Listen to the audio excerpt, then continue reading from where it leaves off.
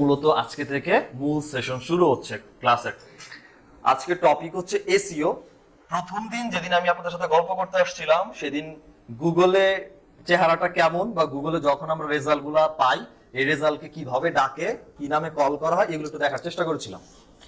আচ্ছা, আমি কি ওইটা নিয়ে কথা বলছিলাম যে এসইওর জন্ম কিভাবে হয়েছে, কত সালে কিভাবে এসইও জন্ম হয়েছিল বা কিভাবে আসলো। হ্যাঁ, 91 থেকে যখন ইয়াহু প্রথম আসলো এই ব্যাপারটা নিয়ে আমরা কথা বলেছিলাম।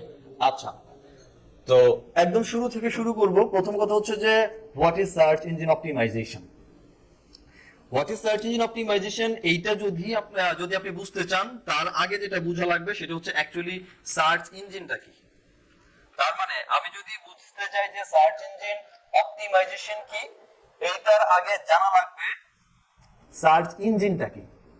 আচ্ছা, সার্চ ইঞ্জিন হচ্ছে একদম কমনলি যদি আমরা বলি তাহলে যেখানে সার্চ ইঞ্জিন হচ্ছে এমন একটা প্ল্যাটফর্ম বা ওয়েবসাইট যেখানে আমি যা কিছুই চাই না কেন, আমার সমস্যার জন্য হোক, আমি কোনো কিছু জানতে চাওয়ার কারণে হোক, আমি যেটাই চাই ওইটার জন্য এমন একটা প্ল্যাটফর্ম যে কিনা সমস্ত রকমের প্রশ্নের উত্তর দেওয়ার জন্য ক্যাপাবিলিটি রাখে বা রেডি থাকে। ওর কাছে সমস্ত কিছু আছে, আমি যা জানতে চাইবো কোনো না কোনো ভাবে কোনো না কোনো জায়গা থেকে সামহাউ সে মিলিয়ে দিয়ে দিব আমাকে রেজাল্টটা। বুঝা গেছে?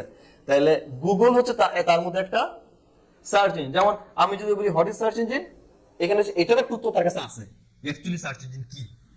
তো সার্চ ইঞ্জিন কি যদি সহজে বলি সেটা হচ্ছে যে এইটা এমন একটা প্ল্যাটফর্ম এবং এটার মধ্যে এমন একটা প্রসেস বা অ্যালগরিদম বা কিছু লজিক কাজ করে যে লজিক গুলা আপনি যা জানতে চাচ্ছেন তার সেটাকে বুঝতে পারে এবং বুঝার মাধ্যমে আপনাকে বেস্ট এবং পারফেক্ট রেজাল্ট বা ইনফরমেশন দেওয়া ট্রাই করে।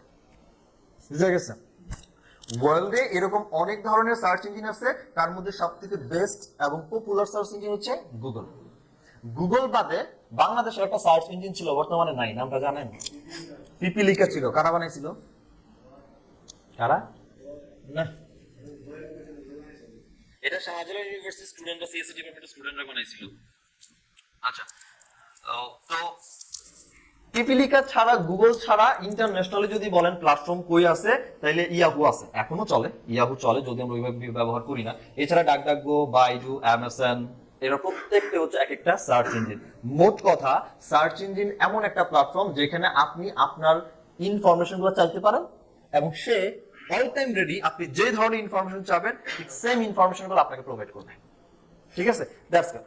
তো এই যে সার্চ ইঞ্জিন, এই সার্চ ইঞ্জিনের মধ্যে আমি যা কিছু লিখেই সার্চ করি আমাকে তো একটা রেজাল্ট এখানে দিচ্ছে, এটা একটা রেজাল্ট, এটা একটা রেজাল্ট, এগুলো তো কোনো না কোনো একটা ইনফরমেশন এবং কোনো না কোনো জায়গা থেকে দিচ্ছে। আপনারা 24 জন লোক এখানে আছেন, আমি আপনাদের সম্পর্কে জানতে চাচ্ছি, আমি রুমে এসে বললাম আপনারা আমার সম্পর্কে বলেন, ডেফিনেটলি উনি আপনার সম্পর্কে জানেন না, আপনি ওনার সম্পর্কে জানেন না, আপনি আপনার কথাই বলবেন। আচ্ছা, আপনি আপনাদের সমস্ত কথা আমাকে বলছেন, বলার পরে আপনাদের নাম, ক্রিয়েটিভিটি, কোয়ালিটি ম্যানেজমেন্ট জানতে চাইছে। আচ্ছা, আপনার কাছে যারা ছিল এদিকে বলেন তো কারা কারা আছে, নাম বলেন তো। আমি যদি আপনাদের নাম না জানি তাইলে কোয়ালিটিকে বলা সম্ভব না। আমি আপনাকে 1000বার জিজ্ঞেস করব, আপনি যদি নিজের মুখে আপনার নাম আমাকে না বলেন তাহলে আমাকে কোয়ালিটি ম্যানেজমেন্টের কাছে রিপোর্ট দেওয়া পসিবল না। তার মানে গুগল একটা সার্চ ইঞ্জিন, ঠিক আছে, গুগল যে রেজাল্ট গুলো দিচ্ছে এগুলো কোনো না কোনো একটা কোম্পানি, কোনো না কোনো একটা বিজনেস, এই বিজনেস গুলা নিজের ইচ্ছা অনুযায়ী বা নিজের ইচ্ছায় গুগলের কাছে আসছে, এসে বলছে ভাই আমার একটা ব্যবসা আছে, আমার একটা প্রোডাক্ট আছে, তোমার সার্ভারে তুমি এটাকে জমা রাখো, যদি লোকজন চায় তার প্রয়োজন মতে আমার রেজাল্টটা তাকে দেখায়। সেটা বোঝা গেছে? তাহলে সার্চ ইঞ্জিন কিভাবে কাজ করে? সার্চ ইঞ্জিন কাজ করে, সার্চ ইঞ্জিন বিভিন্ন কোম্পানি, বিভিন্ন প্রতিষ্ঠান, বিভিন্ন প্রোডাক্ট গুলা তার কাছে রেখে দেয়, জমা রাখে। জমা রাখার পর ইউজার যখন যেটা চাচ্ছে ওইটার বেসিসে খুঁজে তার মধ্যে কি কি কি কি ছিল এবং ওই হিসাবে শো করে। কোথায়? এটার নাম জানো কি? এই পেজটার নাম জানো কি এসিআর ভাষায়? ACR, search engine result page. এখন প্রশ্ন আসে যে গুগল অ্যাকচুয়ালি, গুগলের কাছে তো রেজাল্টের অভাব নাই। লাইক আমি সার্চ করছি, আমি জানতে চাচ্ছি what is search engine optimisation. Google আমাকে বলতেছে সার্চ ইঞ্জিন অপটিমাইজেশন কি এবং এগুলো বলার জন্য অনেক ওয়েবসাইট আছে। ইভেন গুগল আমাকে কি পরিমাণ রেজাল্ট দিয়েছে মাত্র 0.25 সেকেন্ডে এখানে পাচ্ছি। লক্ষ নিযুত কোটি, প্রায় 4 কোটির মতো, 3 কোটিরও বেশি ওয়েবসাইট বা বিজনেস আছে যারা সার্চ ইঞ্জিন অপটিমাইজেশন কি এই বিষয়ে লেখালেখি করে রাখছে, তাই তো? এই সার্চ ইঞ্জিন এই যে 4 কোটি বা 3 কোটি ওয়েবসাইট তার মধ্যে রেখে দিছে, প্রথম পেজে কি 4 কোটি আনছে? ডিফল্ট ভাবে 10 জনকে আনে। তার মানে আমার যখন এসইও করার কাজ করব বা ক্লায়েন্ট যখন, আমি প্রথম দিন বলছিলাম আচ্ছা, ক্লায়েন্ট যখন কোনো কিছুতে সার্চ করে এবং ক্লিক করে, সে সাধারণত এই প্রথম পেজের উপরের দিকে যারা র্যাঙ্কে থাকে এদের মধ্যে বেশি ক্লিক করে। আমার খুব বেশি প্রয়োজন না হলে আমি সেকেন্ড পেজে যাবো না কখনোই, আমি ফার্স্ট পেজে থাকার চেষ্টা করবো। তাহলে আমার ওই 3 কোটি ওয়েবসাইট আছে কি নাই এইটা ফ্যাক্ট না, ফ্যাক্ট হচ্ছে আমি প্রথম পেজে আছি কিনা, আমি যদি কাস্টমার অথবা আমি আমার প্রোডাক্ট সেল করতে চাই। ব্যাপারটা বোঝা গেছে? তাহলে অ্যাজ এন এসইও এক্সপার্ট আপনার কাছে সেকেন্ড পেজ বলে কোনো কথা নাই, আপনার কাছে যা আছে সেটা সব ফার্স্ট পেজ। এইবার আসি গুগল তাইলে এই 4 কোটি বা 3 কোটি রেজাল্টে ডিস্ট্রিবিউট কিভাবে করছে? প্রথম পেজে 10 জনকে দিছে, দ্বিতীয় পেজে আরো 10 জন, তৃতীয় পেজে আরো 10 জন, রাইট? এইটা গুগল কিভাবে সিদ্ধান্ত নিল যে একে আমার প্রথম পেজে দেওয়া উচিত আর ওকে আমার দ্বিতীয় পেজে দেওয়া উচিত, রাইট? কিংবা এই ওয়েবসাইটটাকে আমি কেন দ্বিতীয় পজিশনে দিলাম, এটাকে আমি প্রথম পজিশনে দিতে পারতাম, তাই হইতেই পারতো। গুগল কিসের উপরে বেস করে চিন্তা করলো যে একে আমার প্রথম উপরের ফার্স্ট পেজ সেকেন্ড পেজে দিতে হইতো? খুব সহজ ভাবে বুঝি, খুব কঠিন ভাবে না যাই। ধরে নেন গুগলের 4টা এরকম রুম আছে, এই 4টা ঘর আছে গুগলের। এটা গুগলের 1 নাম্বার রুম, এটা 2 নাম্বার রুম, এটা 3 নাম্বার, এটা 4 নাম্বার রুম। গুগল পৃথিবীতে যত ধরনের ওয়েবসাইট লঞ্চ হয় প্রতিদিন, সমস্ত ওয়েবসাইট তার এই রুমগুলোর মধ্যে জায়গা দেওয়ার মতো ক্যাপাবিলিটি আছে, রাখে, ওই পরিমাণ স্পেস তার রুমে আছে। গুগল কি করে, গুগল যখনই কোনো নতুন একটা ওয়েবসাইট গুগলের কাছে আসে যে ভাই আমাকে তোমার সার্ভারে জায়গা দাও, গুগল তখন এটাকে আইডেন্টিফাই করার চেষ্টা করে যে যেই ব্যক্তি আমার সার্ভারে আসতেছে ইন্ডেক্স হওয়ার জন্য, জায়গা নেওয়ার জন্য, এই ব্যক্তি যে ইনফরমেশন, কন্টেন্ট বা যাই লিখুক, প্রোডাক্ট কিছু তো লিখছে, কিছু তো আছে, এইটার কোয়ালিটি কেমন, কোয়ালিটি কতটুকু ভালো, ও যে কথাবার্তা বলছে এই কথাগুলোর লজিক কেমন, বুঝা গেছে? প্রথম দিন একটা উদাহরণ দিছিলাম, মানুষজন খুঁজছে ডগ ফুড, আপনি একটা কন্টেন্ট লিখছেন ডগ ফুড কি, ডগ ফুড কেন খাওয়া উচিত, হ্যাঁ? আপনি শেষে গিয়ে বলে ফেলছেন বাড়িতে কুকুর পালতে গেলে আপনাকে প্রতিদিন 2 বেলা গোসল করতে হবে, গোসল করার পর খাইতে হবে, খাওয়ার পর আবার গোসল করতে হবে। বলছেন আপনার সম্পর্কে, আমি তো জানতে চাইছিলাম ডগ ফুড নিয়ে, তাহলে আপনি ইররিলেভেন্ট কথাবার্তা বলছেন, কন্টেন্টের কোয়ালিটি খারাপ। গুগল এটা বুঝে এবং এগুলো বুঝার জন্য গুগলের অ্যালগরিদম কাজ করে। আমরা এটা নিয়ে পুরো ক্লাস একটা নিব, কি জানো? অ্যালগরিদম কাজ করে, বা অ্যালগরিদমকে ইন শর্ট বলতে পারি এটা একটা লজিক, একটা টার্ম। আমি বলে দিছি এইটা হইলে এটা করবা, এটা না হইলে এটা করবা না, এটা বলা আছে ডেভেলপার দ্বারা। অ্যালগরিদম এটা দেখে কন্টেন্টের কোয়ালিটিটা কতটা ভালো, এইটার উপর ডিপেন্ড করে যেই ওয়েবসাইটের কন্টেন্ট সবচেয়ে বেশি ভালো তাকে প্রায়োরিটি দেয় 1 নাম্বার ঘরে।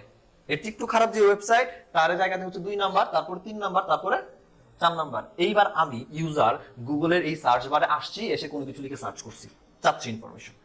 ইউজার যখনই কোনো কিছু লিখে সার্চ করে গুগল প্রথম যায় হচ্ছে ওই কিওয়ার্ডটা নিয়ে প্রথম ঘরে গিয়ে খোঁজে যে এই ঘরের মধ্যে, যেহেতু 1 নাম্বার ঘরের সাথে ভালো ওয়েবসাইট, এই ঘরে এসে খোঁজে আমি যেটা লিখে সার্চ করলাম এই রিলেটেড ইনফরমেশন দিয়ে রাখছে এমন কোন ওয়েবসাইট এই ঘরে আছে কিনা, বুঝা গেছে?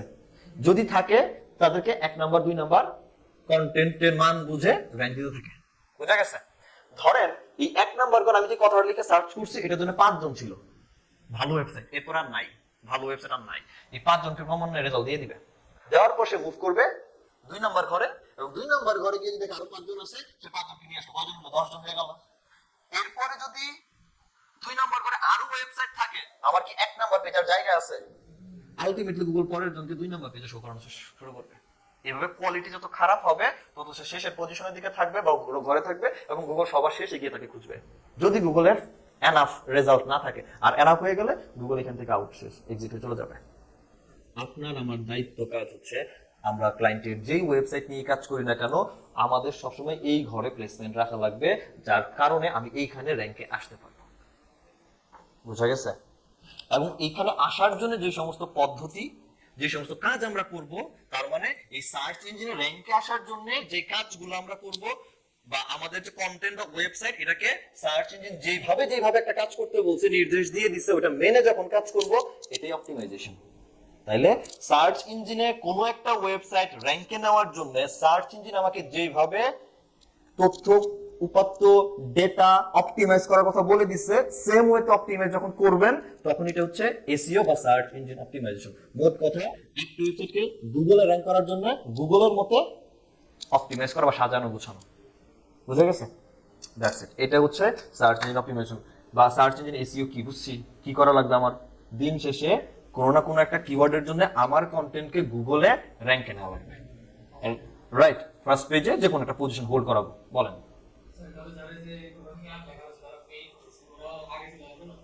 এটা তো বাদ দিই, হিসাবটা বাদ। এত টাকা দিয়ে করতেছি আর আমরা যদি আমরা করবো এসইও, মানে যেগুলো আমার টাকা ছাড়া। আমাদের খেলাটা হচ্ছে এখানে। আচ্ছা, ওইটা আবার অ্যাডের ইফেক্ট আলাদা, অ্যাডের র‍্যাঙ্ক যেমন আলাদা, এসইও র‍্যাঙ্ক আবার আলাদা। দুইজন দুই ভাবে কাজ করে, দুই রকমের অ্যালগরিদম বা লজিক কাজ করে। আমি অ্যাড নিয়েও কথা বলবো, সমস্যা নাই। অ্যাডে কিভাবে র‍্যাঙ্ক যায় আমি এটা নিয়েও কথা বলবো। আপাতত আমরা অ্যাড ছাড়া কথা বলতেছি, টাকা দেওয়া ছাড়া। ওকে, আচ্ছা, তাইলে এবার আসি যে আমাদের এইখানে যদি এসইও করতে হয় তাইলে এই সব পৃথিবীতে যত কাজ আছে, যত কাজই করবেন, সমস্ত কাজের কোনো না কোনো একটা ওয়ে আছে, একটা পদ্ধতি বা একটা মেথড থাকে যে কোনো কাজের। আপনি সিটিতে আসছেন, আপনি হয়তো বা বাস, ট্রাক, ট্রেন মিলে জিলে আসছেন, এটা আপনার ওয়ে। যাদের বাড়ি কাছে তারা রিক্সায় আসছে, যারা আরো কাছে তারা হেঁটে এসে লিফটে উঠে চলে আসছে। ব্যাপার তো এটাই হয়েছে। সো এখন এসইও যে আমরা একটা ওয়েবসাইটের করব, তার মানে এসইও এর মাধ্যমে বা করার মাধ্যমে একটা ওয়েবসাইটকে র‍্যাঙ্কে নিব। এই র‍্যাঙ্কে নেওয়ার অনেকগুলো মেথড থাকতে পারে, পদ্ধতি থাকতে পারে। আমি আপনাকে চাইলে এখানকার গ্লাস ভেঙে ক্রেন দিয়ে নিচে নামাতে পারি, এটা একটা ওয়ে। আমি আপনাকে সমস্ত কিছু বন্ধ করে দিয়ে বলবো যে সিঁড়ি দিয়ে নামেন হেঁটে, এটার একটা ওয়ে। আর আপনি বলবো লিফট দিয়ে নামেন, এটা আরেকটা ওয়ে, রাইট? সিঁড়ি দিয়ে নামলে যে পরিমাণ সময় লাগবে, লিফটে নামলে ওই পরিমাণ সময় লাগার কথা না, রাইট? আবার ক্রেন দিয়ে নামলে ওই পরিমাণ সময় লাগার কথা না। তিনটার মধ্যে কোনো তো ভ্যারিয়েশন আমি পাবো, পার্থক্য তো পাবো। ঠিক এসইও যখন আমরা করতে যাব, আগে আমরা তাহলে বুঝি মেথড অফ এসইও, তার মানে এসইও কত পদ্ধতিতে করতে পারি। এসইও পদ্ধতি হচ্ছে তিনটা: white hat, grey hat, black hat method. এই তিনটা মেথডে আমরা এসইও করতে পারি। প্রথমে আসেন তাহলে বলি হোয়াইট হ্যাট মেথড কি। প্রথমে বলছিলাম গুগল বা সার্চ ইঞ্জিন কোন ওয়েবসাইটকে র‍্যাঙ্কে দিবে আর কোন ওয়েবসাইটকে র‍্যাঙ্কে দিবে না, বা কেন যাওয়া উচিত কেন যাওয়া উচিত না, তার জন্য কিছু লজিক, কিছু টার্ম বা অ্যালগরিদম বানায় রাখছে, রাইট? আপনি যখন গুগলের এই সমস্ত অ্যালগরিদম, টার্মস এন্ড কন্ডিশনকে ফলো করবেন, মেইনটেইন করে আপনার ওয়েবসাইটকে র‍্যাঙ্কে নেওয়ার জন্য চেষ্টা করবেন, তার মানে গুগল যেভাবে আপনাকে গাইডলাইন দিচ্ছে, গুগলের প্রত্যেকটা গাইডলাইন আপনি ফলো করছেন, একটাও ব্রেক করেন নাই। ঠিক আছে? এই গাইডলাইনকে ফলো করে যখন আপনি র‍্যাঙ্কে যাওয়ার ট্রাই করবেন, সেটা হচ্ছে হোয়াইট হ্যাট মেথড। ঠিক আছে?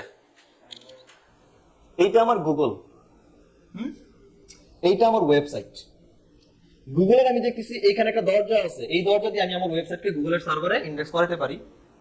গুগলের এইখানে আরেকটা দরজা আছে, যে দরজা দিয়েও আমি আমার ওয়েবসাইট ইন্ডেক্স করাতে পারি। গুগল বলছে আমার লজিক, আমার টার্ম এন্ড কন্ডিশন হচ্ছে, তার মানে হোয়াইট হ্যাট মেথড হচ্ছে, তুমি যদি তোমার ওয়েবসাইটকে আমার সার্ভারে ইন্ডেক্স করাতে যাও, তাহলে তুমি এদিক দিয়ে ঘুরে এসে তারপর আসবা। এটা গুগলের কন্ডিশন। গুগল বলছে তুমি এমনে আসলে আমি বুঝবো এটা হচ্ছে হোয়াইট হ্যাট মেথড। তার মানে আমি তোমাকে যত নিয়ম কানুন গাইডলাইন বলছি এটা ফলো করে তুমি আসছো, রাইট? এটা হচ্ছে হোয়াইট হ্যাট মেথড। যেভাবে বলছে এইভাবেই আসছেন, আপনি অন্যদিকে আসতে পারতেন বাট আসেন নাই। বুঝা গেছে?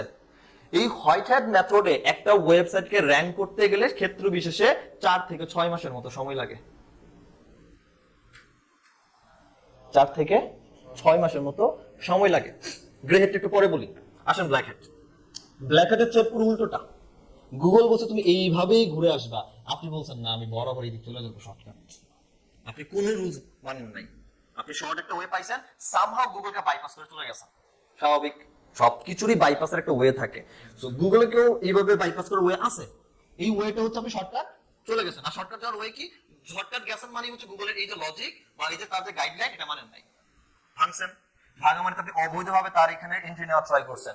এই যে গুগলের গাইডলাইন লজিক না মেনে আমার ওয়েবসাইটকে সরাসরি অল্প সময়ের মধ্যে গুগলের র‍্যাঙ্ক করানোর চেষ্টা করি, এটা হচ্ছে ব্ল্যাক হ্যাট এসইও। আর ব্ল্যাক হ্যাট মেথডে একটা ওয়েবসাইটকে র‍্যাঙ্ক করাইতে বড় জোর 7 থেকে 14 দিন সময় লাগে। হ্যাঁ, 7 থেকে 14 দিন সময় লাগে। এখন প্রশ্ন হচ্ছে তাইলে তো ব্ল্যাক হ্যাট ক্লায়েন্টে যত তাড়াতাড়ি র‍্যাঙ্কে দিয়ে দিব, তত তাড়াতাড়ি টাকা পাবো, ক্লায়েন্ট আমার উপরে খুশি হবে। মানুষের অপরাধের জন্য 3 রকমের শাস্তি আছে। কি কি শাস্তি কম তো? যাবজ্জীবন আর ফাঁসি আর মৃত্যুদণ্ড, ফাঁসি একই। আচ্ছা, কয়েকদিনের কারাদণ্ড। আচ্ছা, তাহলে ধরেন একটা লঘু কি বলে এটাকে, লঘু অপরাধ না? ওকে, এইটা করার জন্য আপনি ৩-৪ দিনের হয়তো বা জেল জরিমানা করলেন, 2-4টা মার্ডার করলে যাবজ্জীবন থাকলেন, আর এসা শিকদারের মতো হলে অন্য হিসাব। নাম জানেন না? আচ্ছা, ঠিক আছে। তাইলে তাইলে ওই আরেকটা হচ্ছে হ্যাঙ্গিং, ডাইরেক্ট হ্যাঙ্গিং। আমরা বাংলা না বলি, ইংরেজি পড়তেছি তো।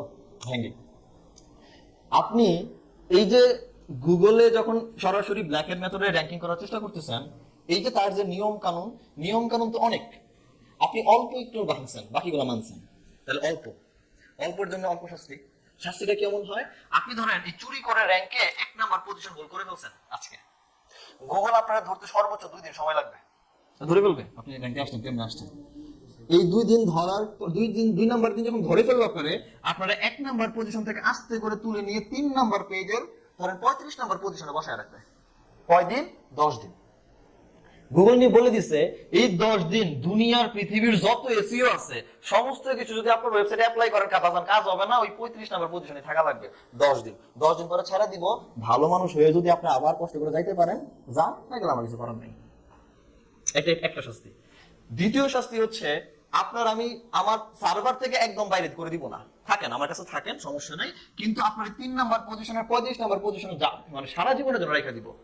আপনি যত এসইও করেন, ডোমেন যত কিছুই করতে যান, এই 35 নাম্বার পজিশন থেকে আপনাকে আর ছাড়বো না, থাকবেন আমার কাছেই থাকবেন, যত সহকারে থাকবেন। আর 35 নাম্বার পজিশন, আমার 35 নাম্বার পজিশন থেকে আমার বিজনেস আছে, লাভ তো নাই। আর যেটা হ্যাঙ্গিং, সেটা তো থাকারই দরকার নাই, কিক আউট, বের হন। এই যে ব্যাপারগুলো ঘটলো, এইগুলোকে বলা হয় গুগল পেনাল্টি। অনেক সময় অনেক ক্লায়েন্ট বলবে যে আমার ওয়েবসাইট পেনাল্টি হয়েছে, অ্যালগরিদম পেনাল্টি দিছে। এই পেনাল্টির মানে হচ্ছে কোনো না কোনো ভুল করছে এবং কোনো না কোনো একটা লাফুসটা দিছে, বুঝা গেছে? এই যে পেনাল্টি খাওয়ার সম্ভাবনা বেশি আছে ব্ল্যাক হেড করলে। এখন তাহলে ব্যাপার হচ্ছে এইটা বেশি সময় ব্ল্যাক হেড মেথড যেহেতু আছে, কেউ না কেউ তো করে, তাহলে করে কারা ব্ল্যাক হেড মেথড? বাংলাদেশে কিছু ব্যবসায়ী এসে আমের সময় আম বিক্রি করে, আর জামের সময় জাম বিক্রি করে। ওই আমের সময় চলে গেলে ওই লোকরা খুঁজে পাওয়া যায় না, রাইট? তারপরে ওরা সিজনাল বিজনেস করে। সাধারণত যারা সিজনাল বিজনেসম্যান এবং অনলাইনে করতে চায়, এরা basically black hat method apply করে।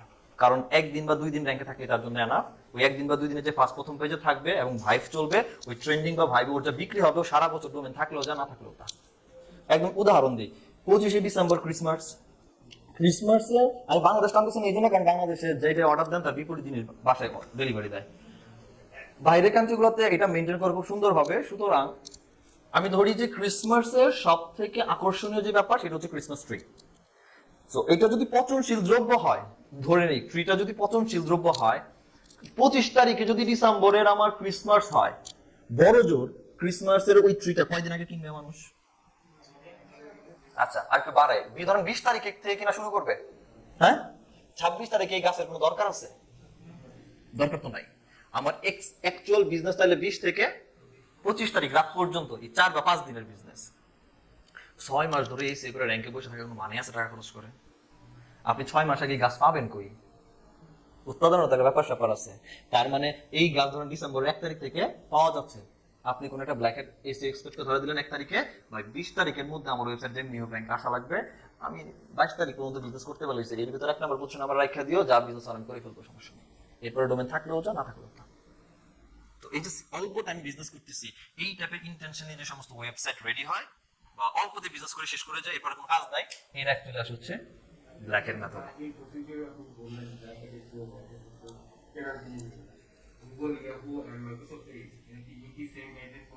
না, সেম কন্ডিশন ফলো করে না, বাট নিয়ম কানুন একই, প্রায় এক।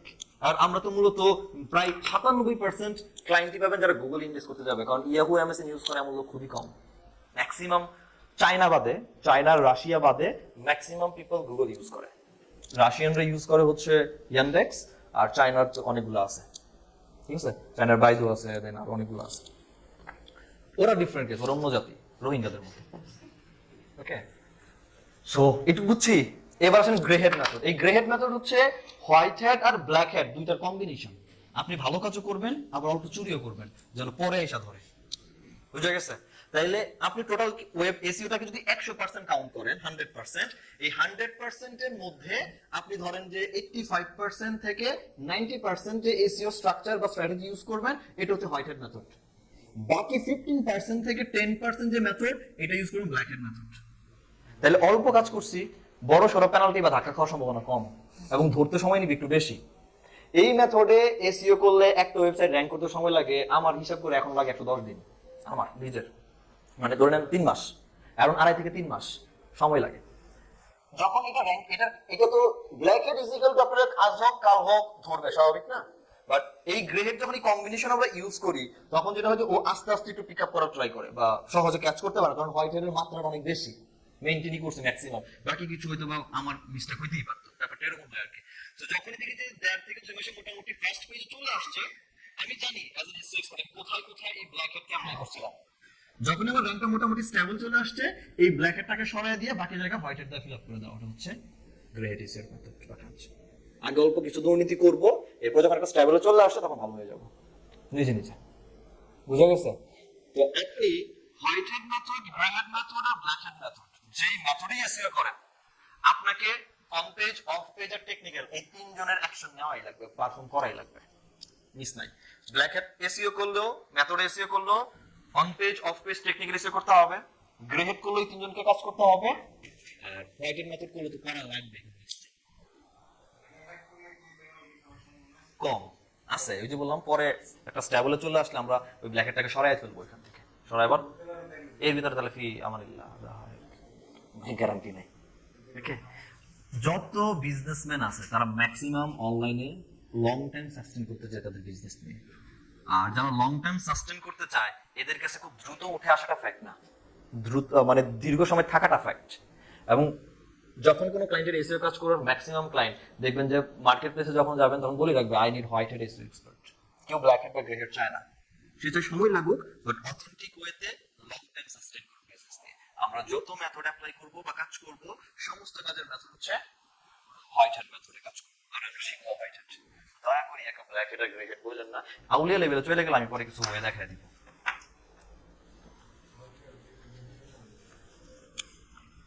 গিভ আপ করলে দেউলিয়া, গিভ আপ না করলে তো দেখা যাক। বুঝতে পারছি? এসইও তাইলে 3 প্রকার, আমি যেই প্রকারই এসইও করি না কেন আমাকে অন পেজ, অফ পেজ আর টেকনিক্যাল এসইও করাই লাগবে। এইবার আসেন অন পেজ এসইও কি, একটু বুঝে নিই অন পেজ এসইওটা কি, অন পেজ এসইওটা করব।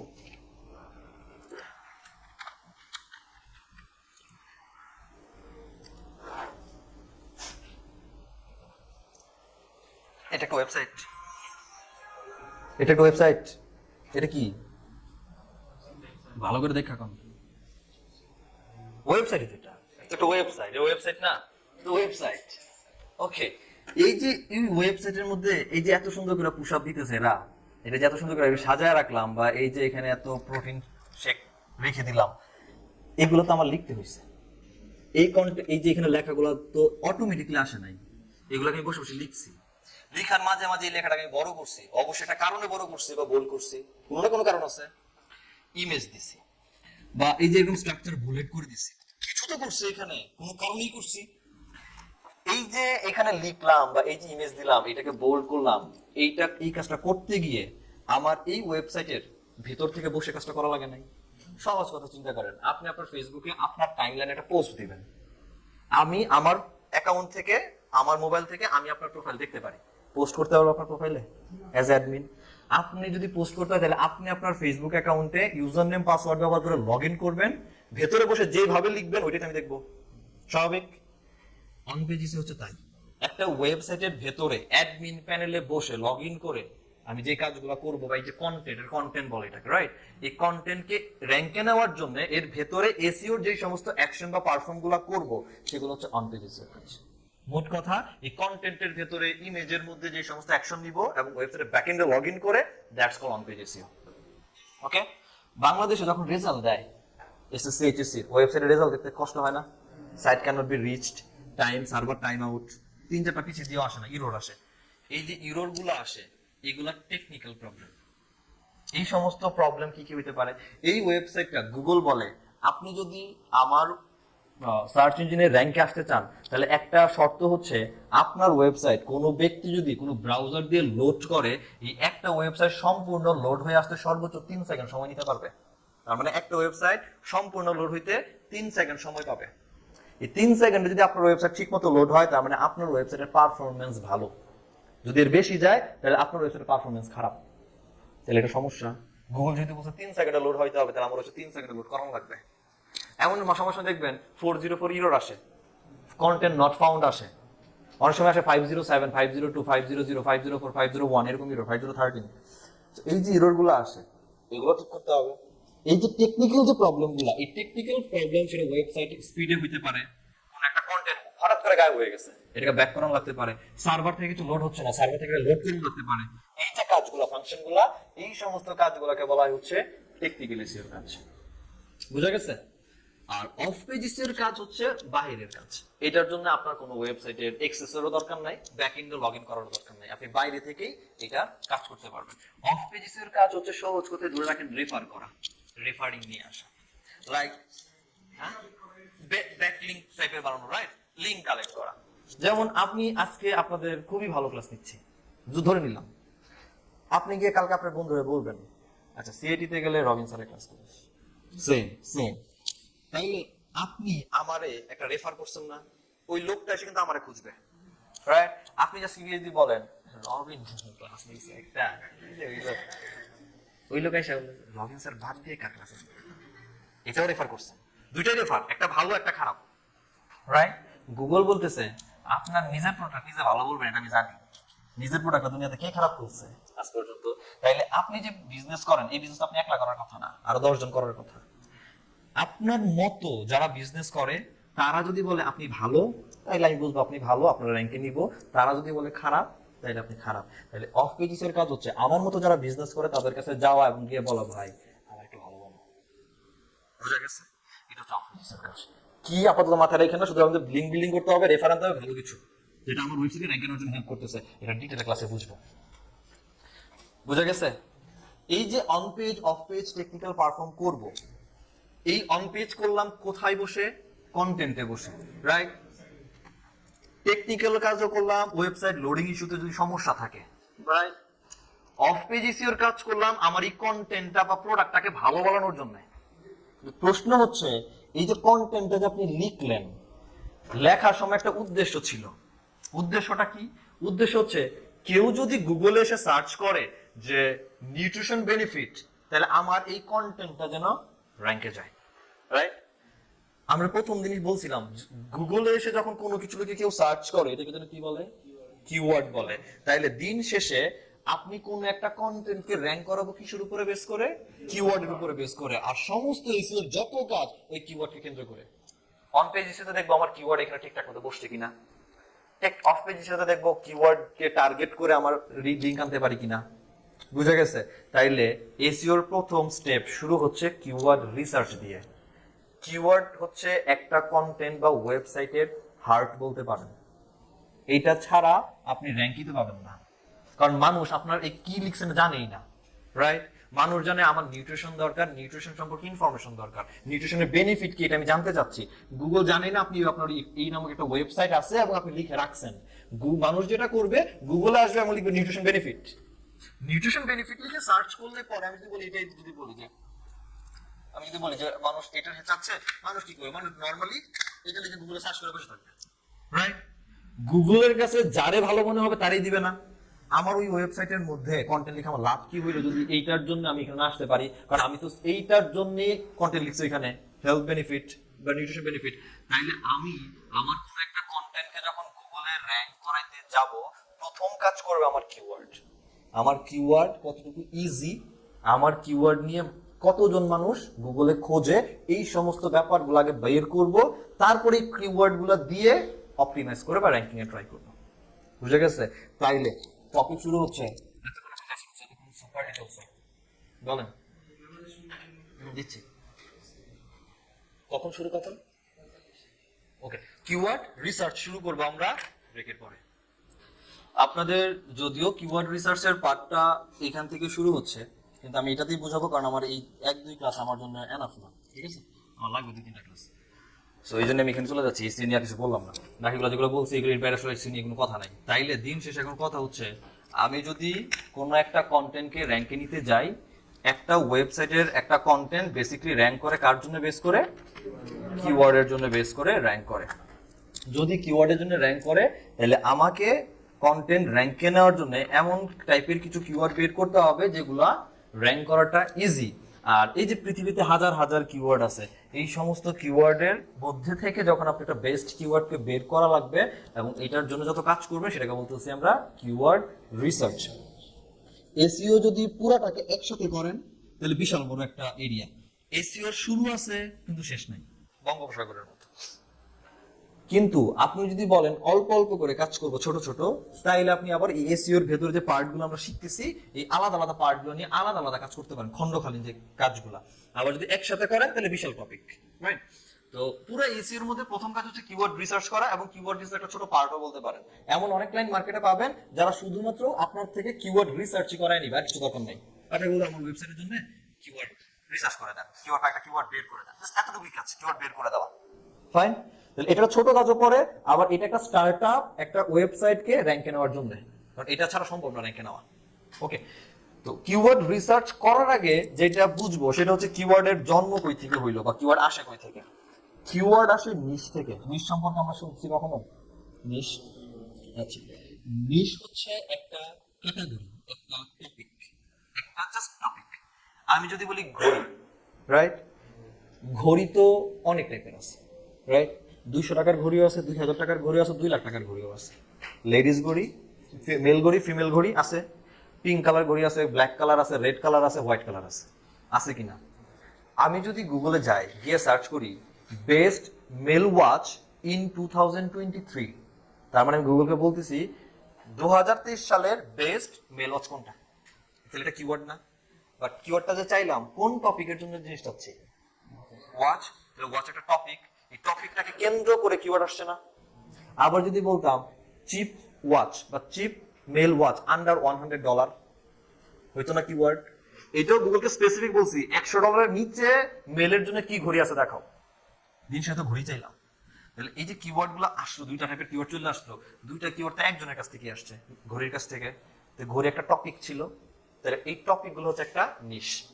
নিশ হচ্ছে দুই প্রকার, টাইপস অফ নিশ। যদি আমরা বলি যে নিশ কত প্রকার,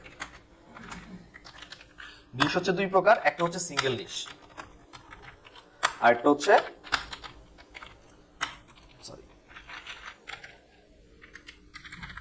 আরেকটা হচ্ছে মাল্টি নিশ। এদিকে আই হবে না, একটা হচ্ছে মাল্টি নিশ। সিঙ্গেল নিশ কি? সিঙ্গেল নিশ হচ্ছে যে ওয়েবসাইটের মধ্যে শুধুমাত্র একটা টপিক নিয়ে কথা বলা হবে, ওই সমস্ত ওয়েবসাইট গুলোকে বলা হবে সিঙ্গেল নিশ ওয়েবসাইট। আর যেই সমস্ত ওয়েবসাইটের মধ্যে অনেকগুলো প্রোডাক্ট একত্রিত অনেক কিছু পাওয়া যায় একসাথে, ওই সমস্ত ওয়েবসাইট গুলোকে বলা হয় মাল্টি নিশ ওয়েবসাইট। বুঝা গেছে? যেমন উদাহরণ দেখাই,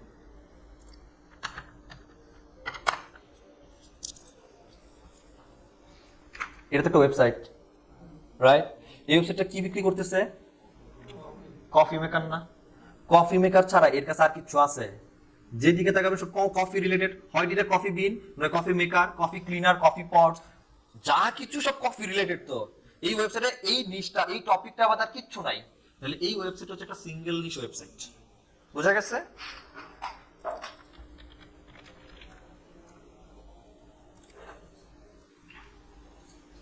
এটার একটা ওয়েবসাইট, এই ওয়েবসাইটে এটা একটা ক্যাটাগরি না, টপিক না? হেলথ এন্ড গার্ডেন তো একটা টপিক। হেলথ এন্ড গার্ডেন যদি টপিক হয় তাহলে হেলথ এন্ড লিজার এটাও টপিক। এই দুই টপিক কি সেম জিনিস? কই হেলথ আর কই হোম? টেকনোলজি তো এটার সাথে ধারে কাছেও নাই। তারপরে আবার বেবি চলে আসছে। তাহলে একটা ওয়েবসাইটের মধ্যে মাল্টিপল টপিক নিয়ে কথা বলা হয়েছে।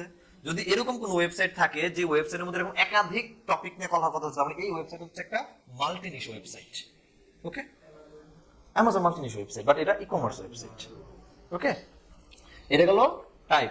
তাহলে এইবার আসি ওয়েবসাইট কত প্রকার, টাইপস অফ ওয়েবসাইট। এই থিওরিগুলো কেন দিচ্ছি? আপনার জন্য পরবর্তীতে ঘেকুর গিলতে সুবিধা হয়। যেটা দেখছি একটু আগে দুটো ওয়েবসাইট, ওই দুটো ওয়েবসাইটই ছিল না? আচ্ছা, খেয়াল করেন, এটা একটা ওয়েবসাইট, এটা একটা ওয়েবসাইট। এটা একটা ওয়েবসাইট, তো এটা তো ওয়েবসাইট। ওকে,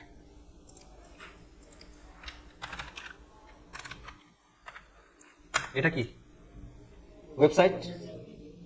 আচ্ছা, এই ওয়েবসাইটের মধ্যে কোনো কিছু বিক্রি করতেছে কেউ? মানুষকে এন্টারটেইন করার জন্য ভিডিও দিচ্ছে, অথবা এডুকেটেড টাইপের ভিডিও আছে বা এডুকেশনাল টাইপের ভিডিও আছে, রাইট? তাই তো।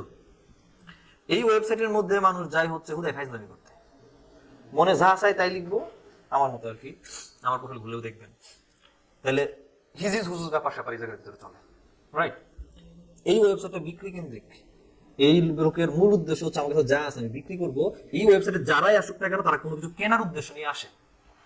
এই ওয়েবসাইটে যে উদ্দেশ্য নিয়ে মানুষজন আসে, এই উদ্দেশ্য নিয়ে এখানে মানুষ আসে না, আবার এই উদ্দেশ্য নিয়ে এখানেও আসে না, রাইট? আবার সেম উদ্দেশ্য নিয়ে এখানে আসার কথা না। এটা তো একটা ওয়েবসাইট। আচ্ছা, আমি যদি কফি মেশিন কিনতে যাই তাইলে আমি ডিরেক্টলি এখানে আসবো।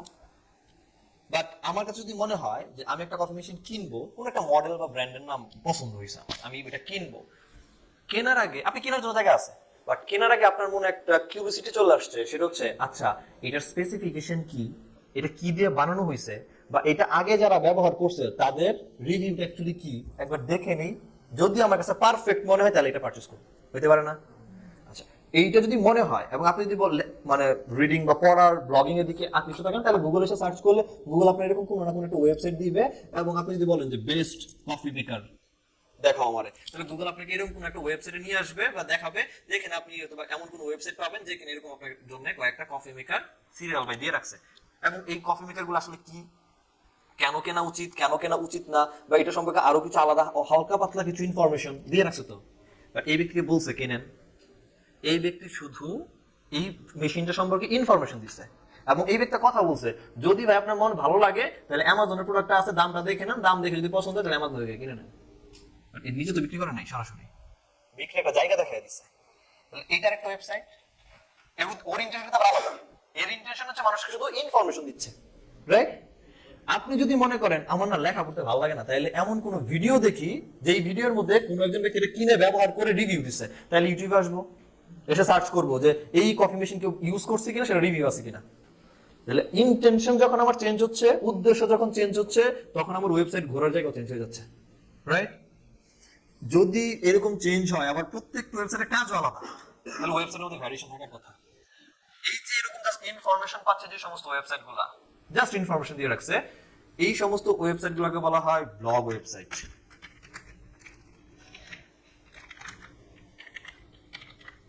বুঝা গেছে? এই ওয়েবসাইট আমার লেখালেখি করে, ব্লগিং করতেছে, ব্লগ ওয়েবসাইট। ইউটিউবের মতো যে ওয়েবসাইট গুলো আছে, ইউটিউবের মতো শুধু ইউটিউব একা না, আর কি কি আছে জানি, ভিমিও আছে, ডেইলি মোশন আছে, এরা ইউটিউবের মতো সেম কাজ করে। এই সমস্ত ওয়েবসাইট গুলো হচ্ছে ভিডিও প্ল্যাটফর্ম ওয়েবসাইট, ঠিক আছে? ফেসবুকের মতো যত ওয়েবসাইট আছে, ফেসবুক, ইনস্টাগ্রাম, টুইটার, রাইট, এরকম যত ওয়েবসাইট আছে এরা হচ্ছে সোশ্যাল মিডিয়া ওয়েবসাইট। ফাইন, আপনারা তো সবাই পারেন। ওকে, তাইলে এরপরে যদি বলি যে অ্যামাজনের মতো যত ওয়েবসাইট, অ্যামাজন, দারাজ, ইবে, ই কমার্স, এরা হচ্ছে ই কমার্স টাইপের ওয়েবসাইট।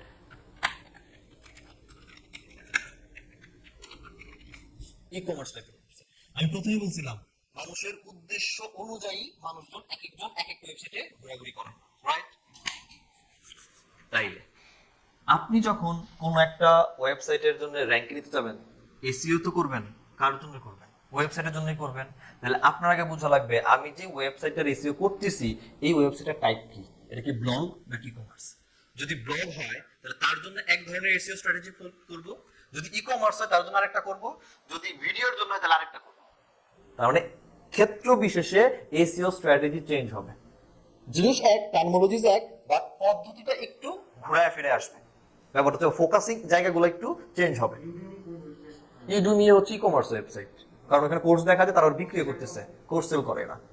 ওকে, হ্যাঁ, তাহলে এইবার প্রশ্ন আসে, আপনি যদি কোনো কিছু লিখে সার্চ করেন, কোনো একটা কিওয়ার্ডের জন্য র্যাঙ্ক নিতে চান, এবং সেটা যদি ব্লগ ওয়েবসাইট হয়, এবং যদি দেখেন আপনি যে কিওয়ার্ডটার জন্য চাচ্ছেন র্যাঙ্ক করতে, ওই কিওয়ার্ডের জন্য যদি ই কমার্স ওয়েবসাইট আপনার মাঝখানে চলে আসে, বাট আপনার অ্যাকচুয়াল র্যাঙ্ক করার কথা হচ্ছে ব্লগ ওয়েবসাইট, কিন্তু দেখতেছেন কোনো না কোনো একটা ই কমার্স ওয়েবসাইট র্যাঙ্কে চলে আসছে, শুধুমাত্র আপনি যখন ব্লগ ওয়েবসাইটের জন্য এসইও করবেন, তার মানে আপনার কম্পিটিটর শুধুমাত্র ব্লগ ওয়েবসাইটটাই, আপনার competitor e-commerce social media video platform না। আপনি যদি কোনো ই-কমার্স প্ল্যাটফর্মের জন্য এসইও করেন, তাহলে আপনার কম্পিটিটর প্রতিযোগী হচ্ছে ই-কমার্স যত ওয়েবসাইট, তারা কোনো ব্লগিং ওয়েবসাইট না, কারণ তাদের উদ্দেশ্য আলাদা। আর যেহেতু উদ্দেশ্য আলাদা, এদের কিওয়ার্ড আলাদা। একটু পরেই বুঝবো, বুঝে গেছে? সো এই হচ্ছে ব্যাপার। কি কি শিখলাম? আমরা যে কিওয়ার্ড রিসার্চ করব সেটাকে বুঝে নিলাম যে আমরা নিশ পাচ্ছি এবং নিশের আন্ডারেই কিওয়ার্ড হয়। তাহলে কিওয়ার্ডগুলো যখন রিসার্চ করব, ওয়েবসাইটে যেহেতু ধরন হয়, আমার আগে বোঝা লাগবে আমি কোন ওয়েবসাইটের জন্য বা কোন টাইপের ওয়েবসাইটের জন্য কিওয়ার্ড রিসার্চ করব, ওই টাইপের উপর বেস করে আমার কিওয়ার্ড রিসার্চ শুরু করব। বুঝা গেছে? আচ্ছা, তাহলে এইবার হচ্ছে সবকিছুর যদি প্রকারভেদ থাকে, কিওয়ার্ডের কত প্রকার একটা ব্যাপার স্যাপার থাকা উচিত, রাইট? আপনারা একটু আইডিয়া দেন, যারা আগে মোটামুটি ইউটিউব বা গুগল ঘাইটে আসছেন, কিওয়ার্ড কত প্রকার। আমি জাস্ট আইডিয়া চাচ্ছি, আমার সাথে কমেন্ট বা একটু শেয়ার করে রাখি আপনারা। আমি একটু মার্কেট সেগমেন্ট কিওয়ার্ড হচ্ছে প্রথমে আসেন টার্গেটিং কিওয়ার্ডের মধ্যে। সো মার্কেট সেগমেন্ট কিওয়ার্ড হচ্ছে মার্কেটে ট্রেন্ড আছে এমন টাইপের প্রোডাক্ট বা টপিকের উপরে যখন মানুষজন সার্চ করে। উদাহরণ দিই, সময় কিছুদিন আগে ফিফা গেল না, যারা লাইভ টিভিতে খেলা দেখতে পারে নাই, এরা কিন্তু 2 মিনিট পরে পরে হোক আর 10 মিনিট পরে পরে হোক, মোবাইল বা যেভাবেই হোক সামহাও গুগলে গিয়ে সার্চ করছে এখন স্কোর কত। এখন কিসের স্কোর বলবে গুগল? আপনি তো বলছেন এখন ফিফার স্কোর কত, রাইট? ফিফা যতক্ষণ চলছে, এর জার্সি কই থেকে পাওয়া যাবে এগুলো নিয়ে প্রচুর প্রেডিকশন চলছে, বা কে জিতবে না জিতবে প্রেডিকশন চলছে না। এখন যে ফিফা শেষ হয়েছে, কেউ কি ফিফা রিলেটেড কিওয়ার্ড দিয়ে সার্চ করবে? আচ্ছা, কিছুদিন আগে কি যেন উদ্বোধন হলো আমাদের মেট্রো রেল। মেট্রো রেল উদ্বোধন হওয়ার আগ পর্যন্ত আপনি আমি জানি কিভাবে বানাইছে, কত টাকা খরচ হয়েছে, ভালো কথা। দেশের বাইরে যারা ইকোনমিস্ট আছে, যারা ইকোনমি নিয়ে কাজ করে, তারা বড় বড় জার্নাল কি প্রকাশ করে না কোন দেশে কি হয়েছে, কি কি হয়েছে। আচ্ছা, ওই লোকটা যদি পদ্মা সেতু সম্পর্কে ইনফরমেশন জানতে চায়, যে কিভাবে বানাইছে, কে কে কাজ করছে, কত টাকা খরচ হয়েছে, কই থেকে ধার আনছে বা নিজে করছে, হোয়াটএভার, এ জানবে কই থেকে? বাংলাদেশে এসে জানবে? ও তো বাংলা ভাষা বুঝবে না, তাহলে গুগল করবে, গুগলে খোঁজার চেষ্টা করবে যে এইটা কিভাবে বানানো হয়েছে। একটা এরকমই তো। আচ্ছা, এখন যে মেট্রো রেল উদ্বোধন হয়ে গেল, ওই লোক জীবনে সার্চ করবে মেট্রো রেল কেমনে বানাইছে? মানে অ্যাটলিস্ট এই 6 নম্বর লাইনের জন্য করবে না তো। তাহলে যতদিন মার্কেটে ছিল ততদিন, আবার যখন ফিফা আসবে 4 বছর পর, তখন আবার কিন্তু ফিফা নিয়ে মানুষ সার্চ করবে। তাহলে মার্কেটে যখন যে প্রোডাক্টটা চলতেছে, ওই প্রোডাক্টের ভাইবের সাথে ট্রেন্ডিং বা ড্যান্সিং এর সাথে যখন একটা কিওয়ার্ড ড্যান্সিং করে, ওই সমস্ত আইটেম বা প্রোডাক্টের জন্য যে সমস্ত কিওয়ার্ড জেনারেট করা হয়, এগুলো হচ্ছে মার্কেট সেগমেন্ট। মার্কেট ডিমান্ড চিন্তা করে যে সমস্ত কিওয়ার্ড আসে। অ্যাপল 14 আসছে না, এখন কেউ 7 নিয়ে সার্চ করে গুগলে? আমার মতো গরিব তারা সার্চ করতে পারে, বড় লোক সার্চ করবে না, স্বাভাবিক না? ওকে, তো এরপর আসেন কাস্টমার বা প্রোডাক্ট ডিফাইনিং কিওয়ার্ড। সেকেন্ড, আমি যদি গুগলে যাই এবং গুগলে গিয়া বলি ওয়াচ, গুগলে বলছে ঘড়ি দেখা, ঘড়ি দেখিছি, কোনটা ছেলের ঘড়ি কোনটা মেয়ের ঘড়ি গুগল বুঝছে? বুঝে নাই। আচ্ছা, এইবার যদি আমি গুগলে বলতাম, সবসময় মেল নিয়ে বলতেছি, এবার ফিমেল নিয়ে বলি, আমার তো মন খারাপ করবে। ফিমেল ওয়াচ, এখানে কোনো ছেলের ঘড়ি আছে? তাহলে গুগল বুঝছে। সরি, আমি কাইটা দিলাম আপনাদের। এবার সব মিল হচ্ছে না। তাহলে গুগলকে যখন নর্মাল ওয়াচ বলছি, গুগল ওয়াচে দেখাচ্ছে, বাট গুগল শিওর না মেল আর ফিমেল। বাট আমি যখন বলতেছি মেল দেখো, সে মেল দেখাচ্ছে, ফিমেল বলতেছি ফিমেল দেখাচ্ছে। এখন আপনি একটা প্রোডাক্ট আনছেন যেটা কোনো একটা অডিয়েন্সকে ডিফাইন করে, সেটা হয় মেল আইদার ফিমেল। এখন আপনি প্রোডাক্ট আনছেন মেলের, কিওয়ার্ড নিছেন ফিমেলের, তাইলে আমারটা কি পারফেক্ট কাস্টমার বেসে র‍্যাঙ্ক করবে?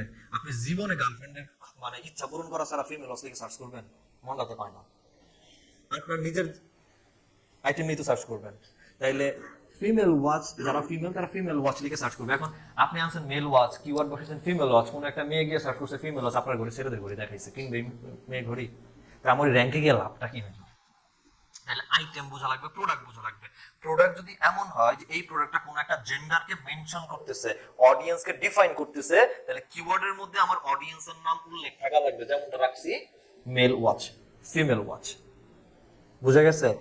যখন একটা কিওয়ার্ডের মধ্যে আপনি টার্গেট মেনশন করবেন, যেমন আমি যদি বলতাম বেস্ট ওয়াচ এট চিপ প্রাইস, কিওয়ার্ড না, বাট আমি কোনো অডিয়েন্স মেনশন করছি, গুগল আমার যে কোনো চিপ প্রাইসের করে দেখাতে পারে। বাট আমি যদি বলতাম যে বেস্ট উইমেন ওয়াচ এট চিপ প্রাইস, তাহলে শুধু উইমেন ওয়াচই দেখাইতো চিপ প্রাইসের মধ্যে, মেল ওয়াচ কিন্তু দেখাইতো না, রাইট? সো প্রোডাক্ট যদি এমন হয় অডিয়েন্সকে টার্গেট করে, তাহলে কিওয়ার্ড হবে এমন যেখানে অডিয়েন্সের নাম মেনশন থাকবে। বুঝা গেছে? এরপর আসেন প্রোডাক্টিভ কিওয়ার্ড বা প্রোডাক্ট কিওয়ার্ড। আচ্ছা, অ্যাপেক্স একটা ব্র্যান্ড না? অ্যাপেক্স, বাটাও তো একটা ব্র্যান্ড। আচ্ছা, আমি দুটো একসাথে কভার করে দিই, এই প্রোডাক্ট কিওয়ার্ড আর ব্র্যান্ড কিওয়ার্ড দুটো সিমিলার। ব্র্যান্ড তো বুঝতেছি। আচ্ছা, অ্যাপেক্স, অ্যাপেক্সের অনেক প্রোডাক্ট আছে, আপনি জুতা খুঁজতেছেন। আচ্ছা, অ্যাপেক্সের যদি জুতাও খুঁজেন, অ্যাপেক্সের জুতার ভ্যারিয়েশন আছে না? ফর্মাল শু আছে, ক্যাজুয়াল শু আছে, আবার হচ্ছে হাইকিং শু আছে বা জিম শু আছে, আবার রানিং বা জগিং শু তো আছে। আইটেমটা শু, কিন্তু তার মধ্যে ক্যাটাগরি আছে না? ডেফিনেটলি যে ব্যক্তি জগিং এ যাবে ওই ব্যক্তি অফিসিয়াল শু পরে আসবে না, যাবে না দৌড়ানোর জন্য। তাহলে আপনি যদি আপনার ইন্টেনশন থাকে আপনার একটা জিম ওয়ালা জুতা দরকার, যেটাতে পুরো আপনি জিম করতে পারেন বা জগিং করতে পারেন, হাইকিং এ যেতে পারেন, তাহলে আপনি গুগলে শুধু হাইকিং শু লিখেই সার্চ করবেন। আপনি যদি অফিসিয়াল ক্যাজুয়াল শু দরকার হয় তাহলে আপনি ক্যাজুয়াল শু লিখে সার্চ করবেন না? ব্যাপারটা তো এরকমই। তাহলে আপনি যদি এখন একটা এমন প্রোডাক্ট আনছেন যেটা জিমের, কিওয়ার্ড বসায় দিচ্ছেন ক্যাজুয়াল শু, এবং ক্যাজুয়াল শু লিখে সার্চ করলে জিমের প্রোডাক্ট আসে, আমি কিনবো কোনোদিন? আমি তো কিনবো না। তাহলে প্রোডাক্ট কি টাইপের, প্রোডাক্টের কি ধরন, এটা দিয়ে সার্চ করতে হবে। যেমন আইফোনের কালার ভ্যারিয়েশন কি কি আছে, মেবি সিলভার, রোজ গোল্ড, আর কি কি আছে। এখন আপনি যদি গিয়ে সার্চ করেন আপনার সিলভার পছন্দ, সাপোজ আপনি ম্যাকবুক প্রো কিনবেন সিলভার কালারটা, আপনি গিয়ে সার্চ করবেন না ম্যাকবুক প্রো এমন চিপ সিলভার কালার, গুগলকে তো ডিটেল বলবেন, কারণ আচ্ছা আপনি জানেন সিলভার কালার না বললে গুগল রোজ গোল্ডটা দেখাতে পারে। তারপর সিলভার কালার চাওয়ার পরে যদি গুগল রোজ গোল্ড দেখায়, আপনি যাবেন এখানে আর বিরক্ত হয়ে বের হবেন, আমি চাইলাম সিলভার কালার দেখাতেছে রোজ গোল্ড, হইল কি? তাহলে প্রোডাক্টের যে কালার, এই যে ভ্যারিয়েশন, এটা মেনটেন করা ইম্পর্টেন্ট। আর এটা মেনটেন করা হয় প্রোডাক্ট কিওয়ার্ডের মধ্যে। আপনি যেই প্রোডাক্টটা নেবেন ওই প্রোডাক্টের মধ্যে যদি কালারের কোনো ভ্যারিয়েশন থাকে, মডেলের ভ্যারিয়েশন থাকতে পারে না। শাওমি তো ব্র্যান্ডই, শাওমির মোবাইল সবই স্মার্টফোন, একই ধরন, মডেলের নাম আছে না আলাদা আলাদা। আপনি 002 মডেল খুঁজে গিয়ে যদি 05 খুঁজে বের পাইয়ে যান তাহলে কেমন হবে? ব্যাপারটা বুঝতে পারছি। সো আমি যে প্রোডাক্ট নিয়ে কাজ করব স্পেসিফিক ওই প্রোডাক্টের যে একটা unique category, unique colour, model থাকতে পারে, ওইটাকে মেনশন করে যখন কোনো কিওয়ার্ড আসবে ওইটা হচ্ছে প্রোডাক্টিভ কিওয়ার্ড। আর সিম্পল, একদম সিম্পলি জাস্ট এটা নামের আগে বা প্রোডাক্টের ওই কিওয়ার্ডের আগে যখন ব্র্যান্ড বসায় দিবেন ওটা হচ্ছে ব্র্যান্ডেবল কিওয়ার্ড। লাইক আমি যদি বলতাম যে রানিং শু, গুগল কনফিউজড দিচ্ছে রানিং শু বা জগিং শুই দিবে, কোন ব্র্যান্ডের দিচ্ছে? আমি তো ব্র্যান্ড বলি নাই। গুগল নাইকিরও দিতে পারতো, গুগল অ্যাপেক্সেরও দিতে পারে, গুগল বাটারও দিতে পারে। বাট আমি যদি শুধু বলি বাটা রানিং শু, তাহলে গুগল আর অ্যাপেক্সের দেখাবে, শুধু বাটারটাই দেখাবে আমারে। বুঝা গেছে? সো কোন একটা ব্র্যান্ড নিয়ে যদি কাজ করি এবং ব্র্যান্ড হিসেবে ফোকাস করতে চাই, কিওয়ার্ডের মধ্যে ব্র্যান্ডের নাম রাখবো। আর যদি ব্র্যান্ড ফোকাস করতে না চাই, তাহলে যেই প্রোডাক্ট নিচ্ছি ওই প্রোডাক্টের যদি আমাদের কোনো মডেল, কালার, ক্যাটাগরি থাকে, ওই ক্যাটাগরি অ্যাটাচ হবে। এই হচ্ছে কাহিনী, আর কিছুই না। আমরা প্র্যাকটিক্যালি বুঝে যাবো, সমস্যা নেই করলে। এরপর আসেন কম্পিটিটর কিওয়ার্ড। এই কম্পিটিটর হচ্ছে, আমি ধরেন এই যে মেল ওয়াচ লিখে সার্চ করলাম, এখানে আমি একটা নতুন ওয়েবসাইট বানাইছি এবং আমি চোরাই পথে ঘড়ি নিয়ে আসি বিক্রি করার জন্য। এখন ব্যাপারটা হচ্ছে এই ঘড়ি তো আমার ওয়েবসাইটে আছে অলরেডি। আমি যদি চিন্তা করি যে কেউ যদি মেল ওয়াচ লিখে গুগলে সার্চ করে, তাহলে আমার ওয়েবসাইটটা এখানে থাকতে হবে। এখানে এখন বসে আছে কে? দারাজ। দারাজের পরে কাবলিওয়ালা, তারপর আছে shops.bd। তিনটা ওয়েবসাইট তো। আচ্ছা বলেন। হ্যাঁ হ্যাঁ হ্যাঁ, লোকেশনের সাথে কিওয়ার্ড চেঞ্জ হয়। আচ্ছা, তাইলে এই তিনজন যেখানে অলরেডি বসে আছে, আমার ইন্টেনশন তো প্রথম পেজ। আমি যে ওয়েবসাইটটা বানাইলাম মেল ওয়াচের জন্য, আমিও তো চাবো ভাই আমার এইখানে এইখানে বা উপরের র্যাঙ্কে আসুক, স্বাভাবিক। আমি যদি এখানে র্যাঙ্কে আসতে চাই, তাদের কাউকে না কাউকে তো আমার কিক আউট করা লাগবে, এছাড়া তো আমাকে দিচ্ছে না এখানে, কারণ এটা অলরেডি পজিশন ধরে রাখছে। প্রশ্ন হচ্ছে মেল ওয়াচ লিখে সার্চ করলাম, শপস বা কাবলিওয়ালা.com যে র্যাঙ্কে আসলো, হতে পারে না এই ওয়েবসাইটটা এই মেল ওয়াচ ছাড়া আরো এরকম 3-4টা কিওয়ার্ডের জন্য র্যাঙ্ক করে বসে আছে? স্বাভাবিক। আমি হয়তো জানি না, হইতেই পারে। লাইক আমি মেল ওয়াচ লিখে সার্চ করতেছি, একে পাইতেছি 2 নাম্বার যে আছে। আমি যদি বলতাম বেস্ট মেল ওয়াচ, তাও যদি এটা আসতো 2 নাম্বারে, হইতেই পারতো না? হইতে পারতো, ওইটা তো তার কিওয়ার্ড। আমার এই কম্পিটিটর কিওয়ার্ড অ্যানালাইসিসের মানে হচ্ছে আমি যে টপিক বা প্রোডাক্ট নিয়ে র্যাঙ্কে যেতে চাচ্ছি, আমি তো একটা কিওয়ার্ড মনে মনে ধরে রাখছি আমি এটার জন্য যাইতে চাই। আমি আরো দেখতে চাই যে এই লোক যে কিনা আমার মনে মনে চিন্তা করা কিওয়ার্ডের জন্য র্যাঙ্ক করে বসে আছে, এই লোক আর কি কি কিওয়ার্ডের জন্য র্যাঙ্ক করে বসে আছে। আমি যেটা বের করতে পারি, তাহলে ওইগুলো আমি আমার ওয়েবসাইটের মধ্যে বসাবো এবং এখান থেকে সরানোর ব্যবস্থা করবো। বুঝা গেছে? এই যে আমার কম্পিটিটর কি কি কিওয়ার্ড নিয়ে কাজ করছে এবং র্যাঙ্কে আছে, এটা বের করার নামটাই হচ্ছে বা পদ্ধতিটাই হচ্ছে কম্পিটিটর কিওয়ার্ড রিসার্চ। এইটা নিয়ে শুধু আলাদা কাজই করতে পারো, আপনার ক্লায়েন্ট বলতে পারে আমার না এই হচ্ছে নিশ, এই নিশে যারা কম্পিটিটর আছে তুমি শুধু বের করে দাও এই কম্পিটিটররা বা টপ 10 যারা র্যাঙ্কে আছে, টপ 10 যে কম্পিটিটর এরা আর কি কি কিওয়ার্ড নিয়ে র্যাঙ্ক করতেছে বের করো আমারে। এই যে বের করার পদ্ধতি, কম্পিটিটর কি কি কিওয়ার্ডের জন্য র্যাঙ্ক করতেছে এটা যখন করবেন, এটা হচ্ছে কম্পিটিটর কিওয়ার্ড রিসার্চ। এরপর আসে জিও টার্গেটেড কিওয়ার্ড। এই জিও টার্গেটেড কিওয়ার্ড হচ্ছে, আমি এই যে এখানে বললাম মেল ওয়াচ, ফিমেল ওয়াচ, দেখেন তো এর নিচে একটা আরেকটা কিওয়ার্ডের সাজেশন দিচ্ছে না, প্রাইস ইন বাংলাদেশ। এইটাও তো একটা কিওয়ার্ডই, কিন্তু এই কিওয়ার্ডের মধ্যে একটা দেশের নাম মেনশন করা আছে। যদি কোনো কিওয়ার্ডের মধ্যে, এটা শেষে থাকুক, মাঝে থাকুক, আগে থাকুক, পরে থাকুক, কিওয়ার্ডের মধ্যে যদি কোনো সিটি, কান্ট্রি, এরিয়ার নাম মেনশন করা থাকে, এই সমস্ত কিওয়ার্ডগুলোকে বলা হয় লোকাল কিওয়ার্ড বা জিও টার্গেটেড কিওয়ার্ড। আর জিও টার্গেটেড কিওয়ার্ড তখনই আমরা রিসার্চ করব যখন কোন একটা এরিয়া ভিত্তিক কোনো ওয়েবসাইটকে র্যাঙ্ক করাতে যাব। আমাকে যদি বলা হয় শুধু উত্তরার জন্য আমার একটা ওয়েবসাইট র্যাঙ্ক করা, ধানমন্ডি থেকে ওই কিওয়ার্ড দিয়ে সার্চ করলে আমার ওয়েবসাইট র্যাঙ্কে যাওয়ার দরকার নাই। শুধু উত্তরাবাসী যারা উত্তরার রেডিয়াসে যারা আছে, এরা শুধু সার্চ করলেই যেন আমার ওয়েবসাইট র্যাঙ্কে যায়, হইতে পারে না? হইতে পারে। এই যে একটা এরিয়াকে জাস্ট মেনশন করে বা টার্গেট করে যখন কিওয়ার্ড রিসার্চ করে ওয়েবসাইট র্যাঙ্কে না ট্রাই করব, ওই কাজকে বলা হয় লোকাল এসইও। এবং যখন যেহেতু এরিয়ার নাম মেনশন করা, ওই সমস্ত কিওয়ার্ড গুলোকে বলা হয় হচ্ছে লোকাল কিওয়ার্ড বা জিও টার্গেটেড কিওয়ার্ড। একটু পর্যন্ত কারো কোনো সমস্যা আছে বুঝতে? কোশ্চেন আছে? বুঝছেন আপনি? আপনি বুঝছেন? আপনাকে ফিমেল 3 জনই, আর একজন ছিল, উনি গেছে, আর আসবে না।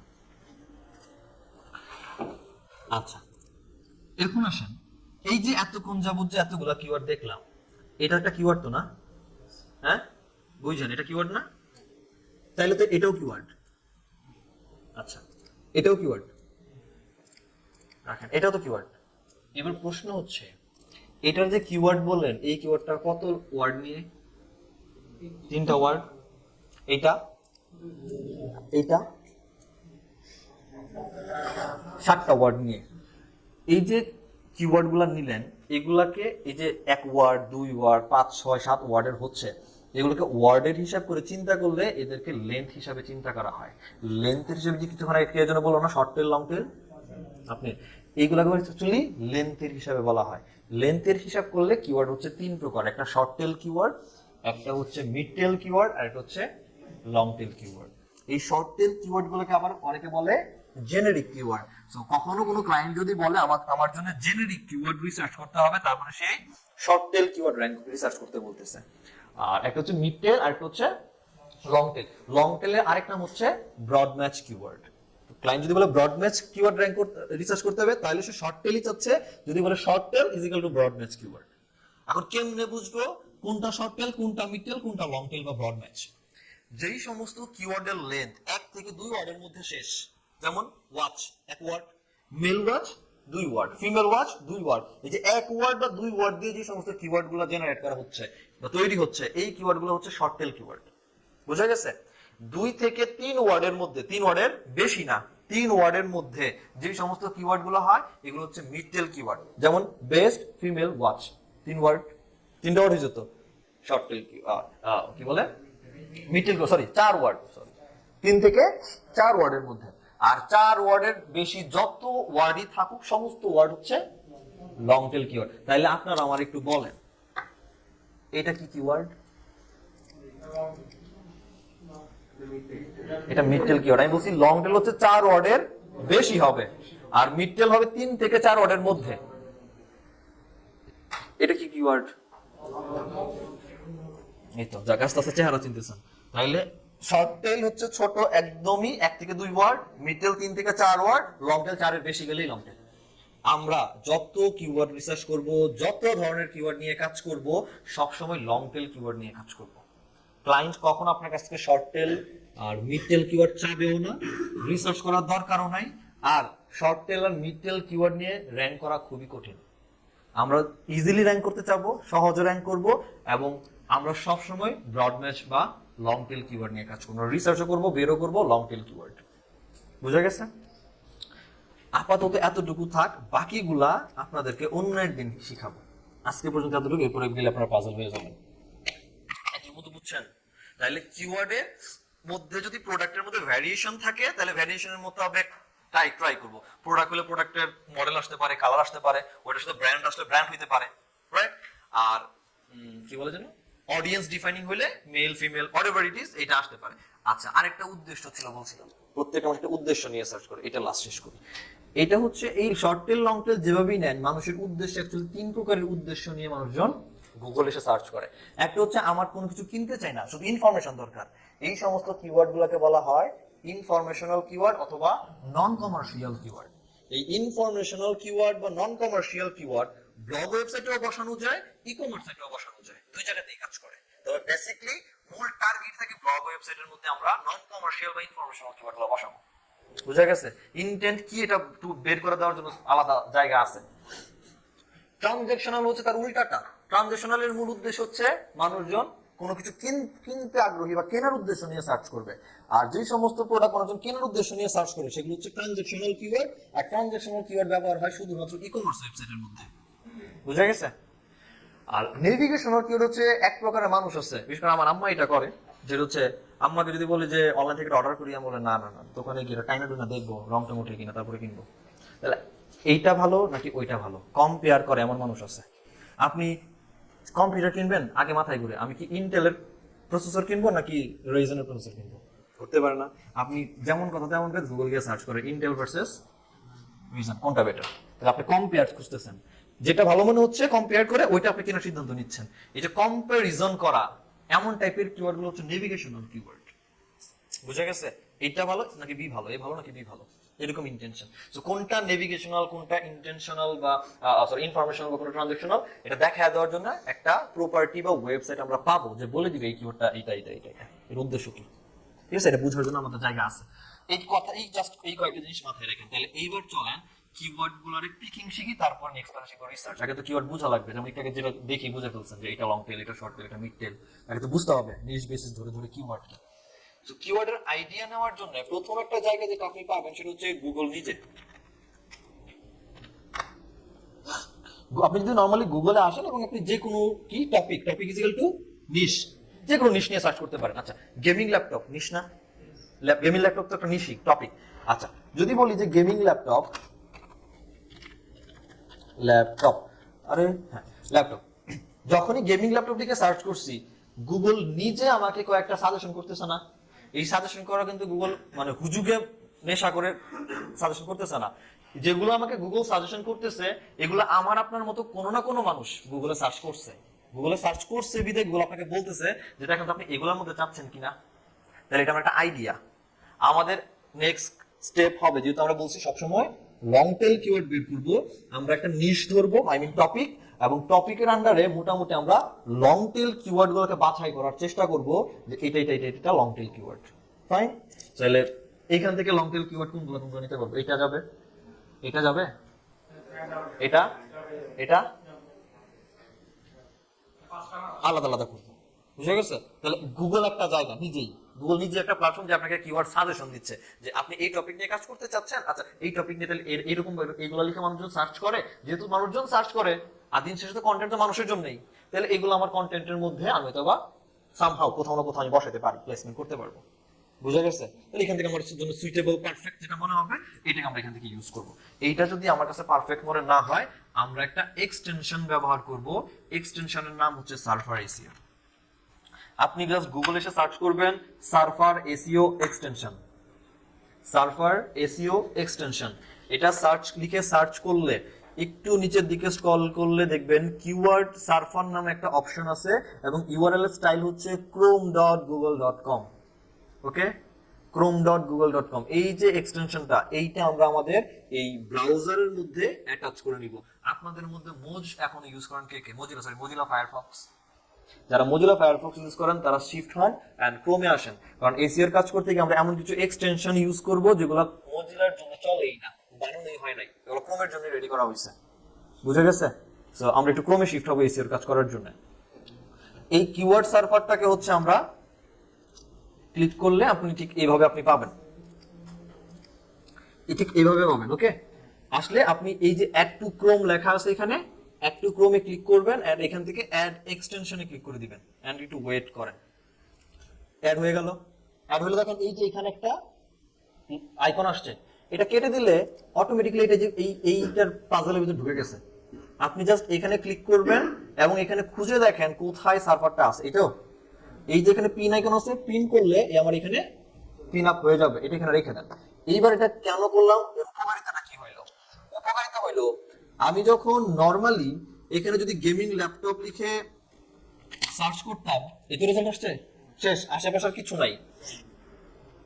এই সেম কিওয়ার্ডটা দিয়ে আমি যদি গুগলে এসে সার্চ করি, আর আমার যেখানে কিনা হচ্ছে ইয়ে আছে, আমার কি বলে এক্সটেনশনটা অ্যাটাচ করা আছে, এইবার আমি একটা জিনিস দেখতে পারতেছি, সেটা হচ্ছে এই কিওয়ার্ডটা নিয়ে বাংলাদেশ থেকে কতজন লোক সার্চ করে, মানে খোঁজে। এটা কেন দরকার? আপনি একটা কিওয়ার্ড নিবেন, আপনি জানেনই না এই কিওয়ার্ড নিয়ে আপনি ছাড়া আর কেউ সার্চ করে কিনা। তাহলে ওই যদি কিওয়ার্ড দিয়ে কেউ গুগলে সার্চই না করে, তাহলে কাস্টমার পাবো না। কাস্টমার না পেলে ওই কিওয়ার্ড ব্যবহার করে র্যাঙ্কে এসে লাভ আছে? Abul shop in Bangladesh keyword না? হ্যাঁ, এইটা লিখে আপনি ছাড়া কেউই সার্চ করে না। এইটা দিয়ে আপনি সুন্দর মতো ওয়েবসাইট বানায় র্যাঙ্কে এসে বসে আছেন। কেউ যদি সার্চ না করে, আপনার লাভটা কি র্যাঙ্কে এসে বসে থাকে? তাহলে আমাকে এমন টাইপের কিওয়ার্ড নিতে হবে যেই কিওয়ার্ড দিয়ে মানুষজন খোঁজে, সার্চ করে কান্ট্রি ওয়াইজ। বাংলাদেশ থেকে, বাংলাদেশ লাগতো, বাংলাদেশ থেকে শুধু গেমিং ল্যাপটপ লিখে গুগলে সার্চ করে এই 2400 মানুষ, এই সংখ্যাটা হচ্ছে মাসে। এখানে যে রেজাল্টটা দেখতে পাচ্ছি, গুগল যে রেজাল্টটা দেয়, এটা প্রতি মাসে অ্যাভারেজ গড়ে 2400 মতো লোক প্রতি মাসে বাংলাদেশ থেকে সার্চ করে। আরেকটা জিনিস মাথায় রাখবেন, এই যে কিওয়ার্ডটা, এটা যদি বাংলাদেশ থেকে 2400 লোক সার্চ করে, এইটা লিখে ইন্ডিয়া থেকে লোকজন সার্চ করতে পারে, ইউএসএ থেকে করতে পারে। কান্ট্রি ওয়াইজ এই কিওয়ার্ডের এই যে সার্চ করলাম, এটা কমতেও পারে, বাড়তেও পারে। যেমন বাংলাদেশে দেখছি 2400 লোক সার্চ করে গেমিং ল্যাপটপ নিয়ে। আমি যদি এই যে এখান থেকে একটু প্লাগইন, একটু লোকেশনটাকে চেঞ্জ করে যদি বলি ইউনাইটেড স্টেটস, কতজন লোক সার্চ করে? বাংলাদেশে যেখানে শুধু গেমিং ল্যাপটপ লিখে সার্চ করে 2400 লোক, ইউএসএ তে সেখানে শুধু গেমিং ল্যাপটপ লিখে সার্চ করে। এই যে একটা কিওয়ার্ড কতজন লোক প্রতি মাসে সার্চ করে, এটা কে দেখাচ্ছে? সার্ভার দেখাচ্ছে, সার্ভারের জন্য দেখতে পাচ্ছি। এবং এই জন্য সার্ভার মূল কারণ হচ্ছে এটাই, যে আমি একটা নরমালি কোনো টুল ছাড়া গুগলে এসে সার্চ করে জন্য দেখে ফেলতে পারি যে আসলে কিওয়ার্ডটা নিয়ে কতজন মানুষ সার্চ করে, এবং এটা দেখে আমি সিদ্ধান্ত নিতে পারি যে এইটা অ্যাকচুয়ালি আমার ওয়েবসাইটে ব্যবহার করবো কি করবো না। বুঝা গেছে? এইটা বাদে যেটা সার্ভার করতেছে সেটা হচ্ছে এই ডান দিকে আমাকে আরো প্রায় কয়টা 66টা পেজের মধ্যে টোটালি হচ্ছে 66টা কিওয়ার্ড আমাকে সাজেশন দিচ্ছে। এখানে কয়টা কিওয়ার্ড সাজেশন দিচ্ছিল? 1 2 3 4 5 6 7 8 9 10, 10টা। এখানে সার্ভার আমাকে 66টা, এখানে 5টা দিচ্ছে কারণ এখানে 5টা সিলেক্ট করা আছে পার পেজ। আমি জাস্ট এটাকে বড় করে দিই, 20টা আসছে, 20টা কিওয়ার্ড। তাহলে এই ইউএসএ থেকে গেমিং ল্যাপটপ ছাড়াও মানুষজন গেমিং পিসি, পিসি gaming, gaming computer, best gaming laptop এভাবে সার্চ করে। বুঝে গেছে? আর এগুলো কতজন মানুষ সার্চ করে তার ভলিউম দেওয়া আছে, রাইট? আর এইখানে একটা কি আছে? ওভারল্যাপের পার্সেন্টেজ দেওয়া। এটার মানে হচ্ছে আপনি যে গেমিং ল্যাপটপ লিখে সার্চ করলেন, এইটার সাথে এইখানে যে আমি আপনাকে সাজেশন দিচ্ছি, এই কিওয়ার্ড গুলো এত পার্সেন্ট সিমিলার, মিল আছে। বুঝে গেছে? টপিকের সাথে মিল আছে কত পার্সেন্ট। এইটা এখান থেকে কি, এটা কি keyword? Metal keyword, metal keyword না? এখান থেকে আমি খুঁজে খুঁজে আইডিয়া নিতে পারি। আচ্ছা, এইবার যদি আসেন, আমি যদি একটু সার্চ করি গেমিং ল্যাপটপ আন্ডার $500, আমি সার্চই করছি মেটাল কিওয়ার্ড দিয়ে না? হ্যাঁ, এইবার দেখেন তো এইখানে যে কিওয়ার্ড গুলো সাজেশন দিচ্ছে, এগুলো ম্যাক্সিমাম ব্রডনেস কিওয়ার্ড চলে আসছে না? তাহলে ধরে রাখেন, আপনি যদি ছোট কিওয়ার্ড দিয়ে সার্চ করেন, গুগল আপনাকে এর থেকে একটু হালকা বড় কিওয়ার্ড দিবে। আপনি একটু বড় দিবেন, তার চেয়ে সে আরেকটু বড় কিওয়ার্ড আপনাকে সাজেশন দিল। তাহলে তখন 2 অর্ডার দিছিলাম, তখন ম্যাক্সিমাম মিডটেলই ছিল, শর্ট টেল দিয়ে মিডটেল পাইছিলাম। এবার মিডটেল কিওয়ার্ড লিখে সার্চ করছে, গুগল তার কিওয়ার্ডের মানে ভ্যারিয়েশন চেঞ্জ করে ফেলছে না? তার থেকে বুঝছি। তাহলে এইখান থেকে একটা আইডিয়া নিতে পারি যে আচ্ছা, আমি যদি এমন একটা প্রোডাক্ট আনি গেমিং ল্যাপটপ যেটার দাম $500 নিচে, তাহলে এইটার জন্য কন্টেন্ট লিখতে গেলে কি কি টাইপের কিওয়ার্ড নিতে পারি, তার একটা আইডিয়া পাচ্ছি। আচ্ছা, মানুষ ইউএসএ তে এইভাবে এইগুলো লিখে সার্চ করতে, ওকে ফাইন, তাহলে এইগুলো আমি আমার কন্টেন্টের মধ্যে বসাতে পারি। বুঝা গেছে? কনসেপ্ট তো সেম। আমার ল্যাপটপ $500 নিচে, মানুষ যদি $500 নিচে খুঁজতেছে না। বুঝতে পারছি? এইটাও যদি আপনাকে খুশি করতে না পারে, তাহলে চলেন আমরা মজারেই যাই। আরেকটা ওয়েবসাইট ইউজ করবো, সেটার নাম হচ্ছে অ্যানসার দ্য পাবলিক।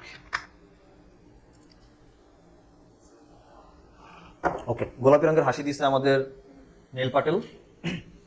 আচ্ছা, নাই লেখা কিছু।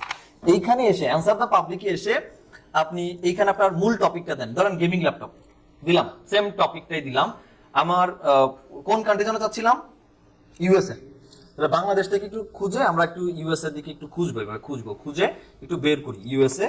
আর ওয়েবসাইটের ল্যাঙ্গুয়েজ গুলো হবে ইংরেজি ল্যাঙ্গুয়েজের, ঠিক আছে? তো আমরা এখান থেকে সার্চ করে ইংলিশ দিয়ে দিব, ফাইন, এত বুঝছি তো। এবার সার্চে দিলাম, এখানে যেন আমাকে কয়টা কিওয়ার্ড দিছিল, 42টা 60টা 66টা এরকম, আর গুগল নিজে দিচ্ছিল 10টা। আচ্ছা ওকে, আমরা একটু এখানে আসলাম, দেখি সার্চ কনসোলে কয়টা দিছে কিওয়ার্ড, 391টা কিওয়ার্ড। একটু নিচের দিকে এবার আসেন, এগুলা কি শর্ট টেল না long tail? Maximum keyword long tail keyword, এবং প্রত্যেকটা কিওয়ার্ডের পাশে নাম্বার আছে 310 320 140 10। এগুলো হচ্ছে সার্চ ভলিউম, মানে এই কিওয়ার্ড গুলা দিয়ে এতজন মানুষ প্রতি মাসে গুগলে এটা লিখে সার্চ করে, বুঝা গেছে? নিচের দিকে আরো আসে, এগুলো সব লং টেল কিওয়ার্ড না, পাচ্ছেন? Okay fine. আপনাদের কাজ হচ্ছে, অ্যাসাইনমেন্ট হচ্ছে, এই যে 3টা ওয়েবসাইট দেখাইলাম, নিশ বুঝছি কি, আপনার যার যেই নিশ ক্যাটাগরি পছন্দ, এই ক্যাটাগরি ধরবেন, ধরে সার্ফার গুগল এবং অ্যান্সার দ্য পাবলিক এই সমস্ত জায়গায় এসে টোটাল 150 কিওয়ার্ড বের করবেন। সমস্ত কিওয়ার্ড হবে লং টেল কিওয়ার্ড, এটাই অ্যাসাইনমেন্ট। 150 কিওয়ার্ড বের করবেন, প্রত্যেকটা কিওয়ার্ড হবে লং টেল কিওয়ার্ড। এটা হচ্ছে অ্যাসাইনমেন্ট। কোন কিওয়ার্ড দিয়ে কতজন সার্চ করে এটা ফ্যাক্ট না, দরকার না এখন বের করার, আগে শেখেন কোনটা লং টেল কিওয়ার্ড, তার মানে বুঝেন। এবং টপিক ক্যাটাগরি, আপনি গেমিং যেই নিশ নেবেন, আমি গেমিং ল্যাপটপ, তাহলে আমার সমস্ত কিওয়ার্ডে গেমিং ল্যাপটপ এর কথাই থাকবে। এমন টাইপের কিওয়ার্ড দিব না যেখানে লেখা থাকবে ডেস্কটপ ল্যাপটপ। ব্যাপারটা তো এটাই, কারণ চাচ্ছি তো গেমিং ল্যাপটপ। বুঝা গেছে কথাটা, বুঝতে পারছেন? সো এইভাবে এই 3টা জায়গা খুঁজলে আশা করি 150 কিওয়ার্ড বের করে ফেলতে পারবেন, ঠিক আছে? একটা নিশের উপরে। আমি কি নিয়ে করছি? Gaming laptop. আমি কোনো টপিক আপনাদের দিচ্ছি না, আমি ফাইল দেখা দিচ্ছি কিভাবে করবেন। টপিক আমি দিচ্ছি না। আপনার যদি ঘড়ি পছন্দ আপনি ঘড়ি নিয়ে করেন, আপনার যদি আইলাইনার পছন্দ লাগে আপনি আইলাইনার নিয়ে করেন, আপনার ঠোঁট পালিশ লাগে ঠোঁট পালিশ নিয়ে করেন, আমার ম্যাটার না। ম্যাটার করে হচ্ছে আপনি 150 লং টেল কিওয়ার্ড পাইছেন কিনা, ক্লিয়ার? এইবার কথা হচ্ছে এই কিওয়ার্ড গুলো আমার কাছে পাঠাবেন কেমনে। এই যে কাজগুলা, এগুলো শুধু আপনার অ্যাসাইনমেন্ট না, এগুলো আপনার ফিউচারের অ্যাসেটস। ক্লায়েন্ট যখন ইন ফিউচার বলবে আচ্ছা কিওয়ার্ড রিসার্চ করে দিবেন, হ্যাঁ দিব, আপনি আমার ডেমো দেখান তো আগে কোনো কারোর কিওয়ার্ড রিসার্চ করছেন কিনা, আমি তো নতুন পাবলিকের কাজ দিব না। তখন আপনি যে আজকে অ্যাসাইনমেন্টগুলো করবেন এগুলো ক্লায়েন্টকে থ্রো করতে পারবেন যে আই ডিড ইট। বুঝতে পারছি? Okay fine. এই কাজটা করার জন্য আপনার আশা করি সবার জিমেল আছে, যদি নাও থাকে ফেক জিমেল খুলে নেবেন, এবং 4-5টা 10টা জিমেল খোলা কোনো ব্যাপার না, ওপেন এগুলো একদম মার্কেটে থাকে। ওকে, ইমেল অ্যাকাউন্ট ওপেন করে নেবেন এবং আপনি আপনার মতো এরকম করে একটা ফোল্ডার বানাবেন, আপনার নামে বলেন, আপনার ব্যাচে বলেন, বা হোমওয়ার্ক নাম দিয়ে কিছু একটা বানাবেন ফোল্ডার। তো ফোল্ডার কেন বানাতে তাও দেখা দিচ্ছি। নিউজে যাবেন, নিউ থেকে নিউ ফোল্ডারে ক্লিক করবেন। কই আসছি আমি জানো, আগে তার আগে বলি কই আসছি। আমি আসি কই, গুগল ড্রাইভে আসি। সবাই জানি গুগল ড্রাইভে কেমনে যাবো, তো যারা জানেন না এটা একটু দেখায়নি। নর্মালি ব্রাউজারে আসি, আপনি যদি আপনার জিমেলে লগ ইন করা থাকেন এবং সেটা ক্রোম ব্রাউজারে হয়, তাহলে এই যেখানে 9 ডট বা মেনু বার আছে বা গুগল অ্যাপস, এখানে ক্লিক করলে এখানে ড্রাইভ নামে একটা অপশন আছে। এই ড্রাইভে ক্লিক করলে আপনাকে ডিরেক্টলি ড্রাইভে নিয়ে আসবে। আসলাম, আসার পর আপনি নিউতে ক্লিক করে একটা ফোল্ডার বানাবেন। আগে ধরেন এই ফোল্ডারের নাম দিলাম হোমওয়ার্ক, হ্যাঁ, ক্রিয়েটিভিটি, বুঝা গেল? ক্রিয়েট করলাম। ক্রিয়েট করলে এই তো ফোল্ডারের ভিতরে ঢুকেন এবং আবার নিউতে ক্লিক করে, আমরা যেহেতু কিওয়ার্ড রিসার্চের ক্লাস করব, কিওয়ার্ড রিসার্চের যত রিপোর্ট ক্লায়েন্টকে আপনি ইন ফিউচার প্রোভাইড করবেন, সমস্ত রিপোর্ট প্রোভাইড করবেন আমরা এক্সেল শিটে, গুগল এক্সেলে। আশা করি আপনারা সবাই মোটামুটি কম্পিউটার অফিস প্রোগ্রাম জানেন, মানে Word, Excel, Access, PowerPoint জানেন না কারা একটু বলেন আগে। ফোল্ডারের ভিতরে আসার পর আমরা যেহেতু এক্সেল শিটে ক্লায়েন্টের রিপোর্ট দিব, নিউতে ক্লিক করলে যেখানে লেখা আছে গুগল শিট। আচ্ছা, আমাদের কম্পিউটারের মধ্যে কিন্তু অফিস প্রোগ্রাম ইনস্টল করা আছে। আমি কেন এখানে করতে না করে এখানে করতেছি? ক্লায়েন্টকে পুরো শিট আপলোড করব, ডাউনলোড করব, আপলোড করব, এত সময় নাই। ক্লায়েন্টের গুগলে করব, গুগলের লিংক দিয়ে দিব, লিংকের ঢুকে ক্লায়েন্ট দেখে নেবে। যদি কখনো কোনো আপডেট করা লাগে আমি আপডেট করে রাখবো, ক্লায়েন্ট একবার যে লিংক দিছে ওই লিংকে ঢুকে আবার সে আপডেট জিনিস দেখতে পারবে। আমি ফাইল দিব, আবার আনবো, তার মানে আবার নতুন করে ফাইল মানে আবার আপলোড করতে হবে, এত সময় নেই। বুঝা গেছে? তো আমি এখান থেকে গুগল শিটে যাচ্ছি। গুগল শিটে যাওয়ার পর এই তো শিট আসছে, আমি এখানে এই যে প্রথম ঘরে লিখে দিলাম আমি যেটা আপনাদের কিওয়ার্ড চাচ্ছি, কিওয়ার্ড। আপনার মতো করে যদি এখানে মেকআপ করতে মন চায় মেকআপ করেন, আমার কিছু যায় আসে না, আমি রাগ করবো না মেকআপ করলে। সরি, কি কালার দিলাম। এরপরে যদি মনে হয় যে আপনি এখান থেকে ফন্টের সাইজ টেক্সট বাড়াবেন, আপনার ইচ্ছা, আপনি কি করবেন কি করবেন না। ওকে, এরপরে এখানে একটার পর একটা করে কিওয়ার্ড গুলো নিয়ে আসেন। আমি বলছি সার্চ ভলিউম দরকার নাই, লং টেল কিওয়ার্ড গুলো কিনা। আপনি দুই ভাবে কাজটা করতে পারেন। এক, এই যে আমি সার্ভারে আসলাম, আপনি চাইলে এখান থেকে একটা একটা করে কিওয়ার্ড সিলেক্ট করতে পারেন না? হ্যাঁ, এইভাবে কিওয়ার্ড সিলেক্ট করে কন্ট্রোল সি তে কপি হয়। কপি করার পরে আপনি একটা একটা করে এখানে পেস্ট করতে পারেন না? কিন্তু ব্যাপারটা হয়েছে কি দেখেন, এখানে লিঙ্ক সহ আসছে না, দেখছেন? আমি তো লিঙ্ক চাচ্ছি না, আমি র ভ্যালু চাচ্ছি। কাজটা দুইভাবে করতে পারেন। এক, আপনাদের ডকুমেন্টে সবার পিছনে নোটপ্যাড আছে, নোটপ্যাড যদি না পান এই সার্চে এসে লিখে সার্চ করবেন নোটপ্যাড, ওই যে নোটপ্যাড আসছে, রাইট? নোটপ্যাডটাকে ওপেন করবেন এন্ড এই যে কিওয়ার্ডটা কপি করছেন এখানে পেস্ট করে দেন। পেস্ট করে এটা ডিসলিঙ্ক অটোমেটিক, নোটপ্যাডে যা কিছু পেস্ট করবেন যদি লিঙ্ক থাকে অটোমেটিক ডিসলিঙ্ক হয়ে যায়। এটাকে কপি করে আপনি এখানে এনে পেস্ট করে দেন, এবার লিঙ্ক নাই, রাইট? কিন্তু যদি মনে করেন এটা আপনার ভালো না লাগে, কপি করেন, এইবার এখানে এসে যখন আপনি পেস্ট করতে যাবেন, পেস্টের জায়গায় পেস্ট স্পেশাল থেকে আসবে শুধু ভ্যালুজ অনলি, দেখেন লিঙ্ক ছাড়া আসছে। বুঝা গেছে? সো নোটপ্যাড দিয়ে করতে পারেন, উইদাউট নোটপ্যাডও করতে পারেন, ইচ্ছা। আচ্ছা, তাহলে একটা একটা করে কিওয়ার্ড এভাবে নিয়ে নেবেন, 150টা কিওয়ার্ড আসবে। আর অ্যানসার দ্য পাবলিকে তো কয়টা দিছিল জানো? 300টা। 300টা খুঁজে খুঁজে দেখেন। আমি শর্টকাট এখন দেখাবো না, আগে একটু কষ্ট করেন, দেখি আপনাদের ধৈর্যের পরীক্ষা কতটুকু। সো আশা করি আপনারা, ওই যে প্রথম দিন বললাম লাস্ট 6 মাস শেষে আমরা 12-13 জন থাকবো। ওকে, সো এই হচ্ছে কথা। বাট আপনারা বলছিলেন নাকি সবাই থাকবেন, তো দেখা যাক। তারপর তারপর একটু সহজ করে দেই, এখান থেকে কপি করতে অনেক সমস্যা হতে পারে। এই দেখেন উপরের দিকে একটা ডাউনলোড অপশন আছে, রাইট? এখানে ক্লিক করলে একটা অ্যাকাউন্ট ডেফিনেটলি ওপেন করবেন তখন, ঠিক আছে? ফ্রিতেই একটা অ্যাকাউন্ট ওপেন করলে পুরো ডেটাটা আপনাকে ডাউনলোড করতে দিবে। তো এক্সেল শিটে ডাউনলোড হয়ে যাবে, ওইখান থেকে কপি পেস্ট করে এখানে বসাবেন। বাট বসানোর আগে অবশ্যই দেখবেন কিওয়ার্ডটা যেন ব্রড ম্যাচ হয়। তো যেহেতু শর্ত হচ্ছে broad match keyword. Assignment clear? Okay. Sheet যখন আপনার ডাউনলোড হয়ে যাবে 150টা কিওয়ার্ডের, শীট তো হবে। শীট হলে শীটের একটা নাম দেন। কি নাম? আমাদের আজকে একটা কাজ হচ্ছে কিওয়ার্ড পিকিং, এবং এটা হচ্ছে কিওয়ার্ড পিকিং এর ক্লাস 1 পার্ট 1। দেন কিওয়ার্ড কিওয়ার্ড পিকআপ দেন, পিকআপই লেখেন, ফাইন। পিকআপ লেখার পরে এই শেয়ার অপশনে আসবেন। এই শেয়ার অপশনে এসে এখানে লেখা আছে না রেস্ট্রিক্টেড করা আছে, এই রেস্ট্রিক্টটাকে definitely anyone with the link করবেন, কারণ আমি দেখতে পারবো না আপনার শীট, ঠিক আছে? এটাকে করে এই যে কপি লিংক, এই কপি লিংকটাতে ক্লিক করে যে গ্রুপে আপনাদের জয়েন করা হয়েছে ফেসবুক, ওখানে এসে পেস্ট করে দেন। অ্যাসাইনমেন্টের নাম হোমওয়ার্ক 1 কিওয়ার্ড পিকআপ, এই শীট লিংকটা পেস্ট করে দেন এন্ড আপ পোস্ট করেন, আমি দেখে দিব। গ্রুপে আমি অ্যাড করে দিচ্ছি। বুঝতে পারছেন? একটু পেপার ক্লিয়ার?